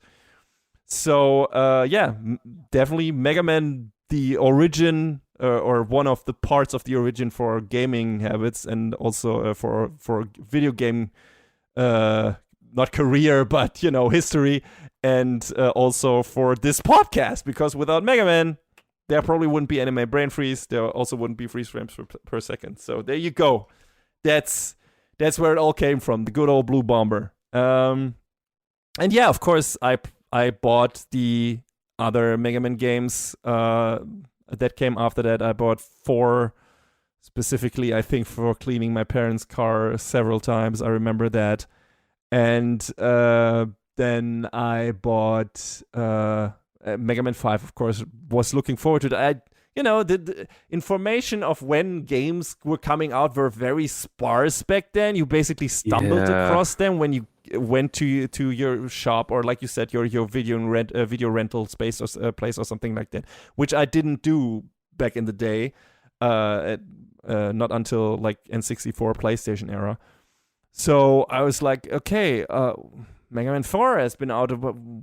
Is this going to be another Mega Man? And then, the other big information source was magazines. So Nintendo Club magazines, and we had one that kind of ventured into the same area, just was a bit more beefy, called the Funvision. and then was focused on solely Nintendo games as well. And in either one of those, they had a spotlight for Mega Man 5, and it was like just circling that with my pen. This is my next game. This is my next game. And and it was, and of course through birthdays and Christmas, I got a couple of other ones. I think I got the original Metroid game. I got Kid Icarus. Never got far in Kid Icarus. The game is tough as nails too, but I played through the original Metroid game. And some other ones as well. I also didn't have too many games. Like I said, some weird ones that were just in the bargain bin that my mom got for me, which was Metroid, Kid Icarus, Top Gun. Some I got from friends, and also through birthdays through them. What else was there? There was this weird driving game, not Road Blasters, but something else, where you had to collect these weird bubbles and could also shoot, I think. But I forgot its name. Not Road Racer, something else. But I had that. Yeah, I have no idea. Excite Bike, which was fun, creating your own tracks, but I also played that at my friend's first. And, I don't think I got any of the Mario games for myself outside of the first one. I played all of the other ones at my friend's house because they got them first anyway. And I mainly focused on the Mega Man games. And, but that's another weird off-kilter game, or two, that I got around to playing. The first one, and we recently talked about it. We talked about that in our first freeze frames per second episode, actually, was Shadow of the Ninja, Blue Shadow, which recently got a remake. And I played that, and that was also tough at NES. I never finished that game, but I liked it. I liked the soundtrack. I liked the design. So that was definitely one of that stuck with me and that I remembered. And then another weird one was fucking Banana Prince, which is this weird ass game from Takara that I don't know if that even came out in the US, but it came out in Europe. I definitely played Banana Prince. Yeah, Banana Prince. I need to go back and play that again. I think it was a pretty fun platformer RPG adventure-ish thing. Pretty easy because I think I was able to play through it and finish it like several times. But I remember having a fun time with that. That definitely is stuck in my mind. And the second Gargoyle's Quest game, definitely played that also for the NES. Found that at a local used game store. And yeah, there probably were other ones now that I don't remember because I had a couple more that I picked up here and there. But the main ones always were the Mega Man games, of course. 2 I got after 3 or even after 4, I think. I picked up 2 pretty late. But I got 2, 3, 4, and 5. Don't even know if 6 came out here, but I never saw it, so I never picked it up. I think even to this day, I haven't played through 6 all the way through. It's still like this black spot. I remember there was a thing with 6 where Capcom didn't want to publish it outside of Japan, and Nintendo kind of took up the mantle themselves, but I don't know how that worked out over in Europe. Yeah, it might have not even been out here. And by the time I got into the console, Mega Man 1 wasn't available anymore. So I never picked it up. Not a big miss, really.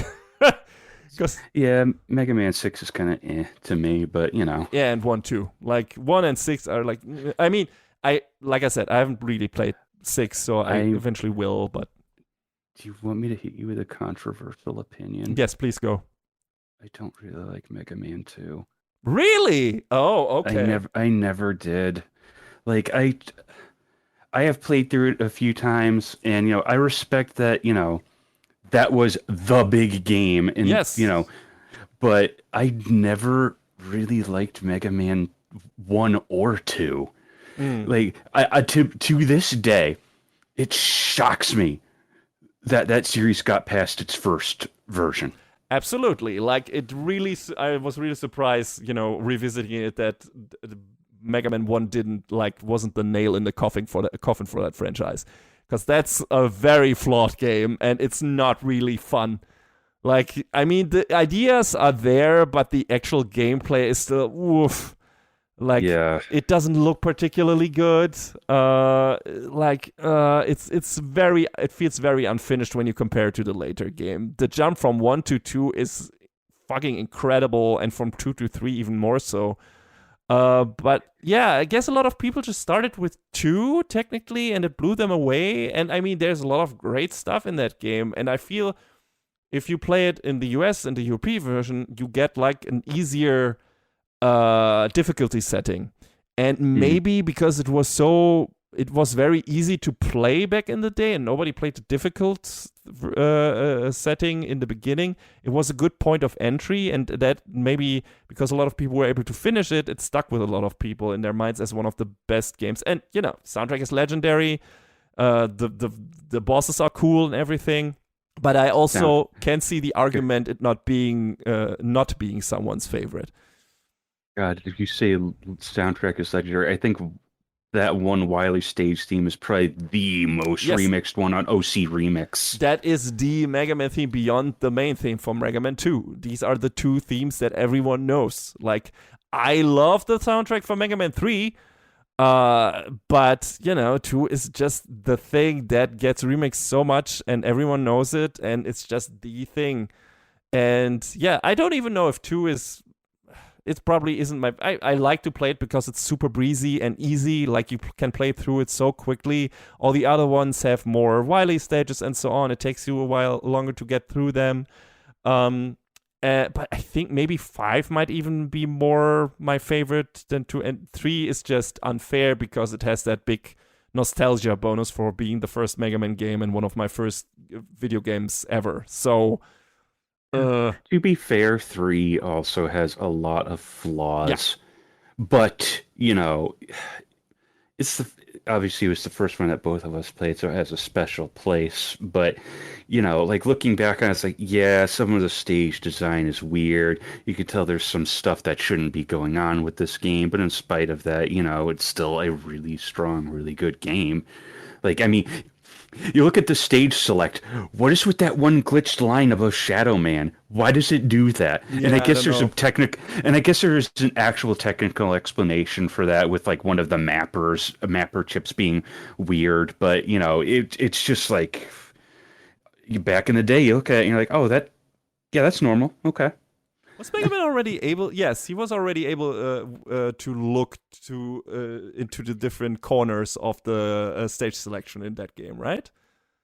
That started with 3. That's just one of those super neat details, right? Where it's like you don't have to do that, but it's really neat that they did that. But yeah, there's some weird graphical bugs, like glitches in there that are not really, that don't understand. And then you get the Doc Robot stages, which are just like this weird, super hard redones of stages you've already done. So it's got this weird middle part where you've like, didn't really need to be in here. Like, why did you do that? And it's also like the least fun part of the game. I feel that game would be stronger if you left out the Doc Robot stages and just went from the proper 8 bosses to the Wily stages, or have the Breakman fight in between. But yeah, it's still a fun game, and I feel like the other games iterated on that. Like, a lot of people say, well, games got progressively worse and less interesting, and I totally disagree with that. I think 5 is still a standout entry in that series, and they say, like, they all look the same. Also, absolutely not true. Like, Mega Man 5 and 6 look so much better than 1 and 2, and even 3 to an extent. So, I think But yeah, I agree with you on all that. I think my only misgiving in particular on 4 is it's a much slower game. Like the screen transitions and how long the boss ladders, life meters take to fill. It's like, oh, you're sitting. It like interrupts the music for a solid like 5 seconds, which is why now with ROM hacks and patches, you can fix those things, and it's great. Yeah, that is cool. That I agree. But so I think like Mega Man 4 has gotten to be like higher up on the list for me, but there's an asterisk next to it because of the patches that I think, it's not like anything that affects gameplay. It's just affecting, the speed and, how quickly you can get back to playing it. So that's my one misgiving about that. Most of the other games are cool. I think I've gone on record on saying that Mega Man 9 feels like Mega Man 2. Yeah, absolutely. If that makes sense. I don't like that they took out the slide. You know what? I don't have a problem with that. I have a problem with it being like, well, everyone likes 2, right? So we're gonna lean so hard into that, and I'm just like, come on, man. Yeah. Yeah. This is not the game you wanted them to lean into. No, I get it. Still a fun game though. And I'm trying to think of other NES games that were kind of formative. Like, oh yeah, Star Tropics. You said you never played it. I did. I didn't get super far. I never finished it because that game is also tough as nails. But it's got an interesting atmosphere, which I liked, and never played the second one. But the first one was really fun. I just remember the big thing was with the note inside the instruction manual, and you had to like wet it down to see the information you needed. Yeah, I just got that information, I think, out of a club magazine because I just, I didn't know that I would have to do that. I mean, but that's neat though. Yeah, that is absolute. That's a Kojima-esque thing to do. Oh yeah. Yes, so that feels like something he would have cooked up. But yeah, that's fun. And Castlevania, definitely another franchise that I dipped my toe pretty late though. I think I played Simon's Quest first, and then I played the original one later. The Turtles games, I'm a big fan. I mean, the first one is, it is what it is. But I was very late to both of those franchises, so yeah. Again, got a lot of contact with a lot of them with my friends. I think I played the first. I don't even know if 3 came out here, like the Manhattan Project or whatever it was called. But I played 1 and 2 at their place, and I loved 1 was, but 2 I loved, and I got that for myself later down the road as well because I loved the port of the arcade game for the NES so much. Still love the soundtrack. And so definitely check that out. Castlevania 1 and 2 I definitely played, never played 3. Recently remedied that. Game is super hard, but I enjoyed it. So yeah, there are a lot of games from that era that stuck with me in one way or another. Mega Man probably being, of course, the biggest one. Sadly, that franchise hasn't seen that much love in recent years. I mean, a lot of the older ones don't anymore. They get collections, which is nice. Castlevania got a couple of collections, and Mega Man, of course, got also all pretty much except for Legends and Star Force. All these are available in collections now, at least the big ones. So yeah, Star Force isn't, but Battle Network at least is. Yeah, that's what I meant. Aside from Star Force and Legends, we got all of them in collection now. I feel like, and I know you're not big on VTubers, but there have been some VTubers lately diving into playing like Mega Man X stuff lately, so there's eyes on this in recent years. So hopefully this will create some sort of buzz that Capcom will no longer be able to ignore. We'll see. Please? But yeah, Mega Man X is something that's then probably gonna come up the next time we talk about this, because like I said, we're already running pretty fucking long. So we're gonna keep the next iteration of this discussion, of this talk about our gaming history for the next time, and go into the Super Nintendo and Genesis area, and that's gonna be very one-sided for me, and probably a bit more diverse for you. But slightly, but yeah. The last thing about Mega Man for me is, I played the heck out of 3. Then I ended up not really playing a whole lot of it until X came out. Weird. Yeah, we'll talk about that next time, maybe. But like, I kind of played Mega Man back in the day in bursts, and it wasn't until much later that I was able to fill in the gaps because of like the collections and this, that, the other, and emulation. Yeah, the bad word. But yeah, it took me some time to fill in all of the gaps, but I knew I loved Mega Man, and I knew I wanted to play more of it, but the difficulty came from, how do I get the games? I don't have the money, I don't have the means, and then I discovered, what emulation was, and I was able to do some of that, but,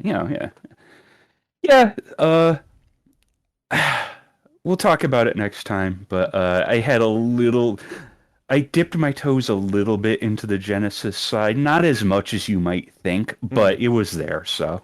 Yeah, that's probably then gonna be next time. Genesis, Super Nintendo, Game Boy, which, one of those I had, but the other two, I didn't. But I came into contact with it in one way or another. So it's gonna be very interesting to talk about that. Looking forward to it. But that's it for this episode of Freeze Frames Per Second. I hope you enjoyed your time and will join us next time whenever we do the next one of this. Like I said, no strict schedule for this. It's very different from what we do with Anime Brain Freeze, so we don't know when we'll do another one of this and when we'll have played enough games to actually warrant talk about this. I'll try to play more games for next time. I'm sorry. Take your time. We got 2 episodes of Anime Brain Freeze we need to do first anyway, and then we'll see what happens next season. Maybe we'll do another episode of this, or maybe we'll wait another season until we have enough games to talk about. We will see. But until then, have a good gaming time and see you soon. Take care, everybody.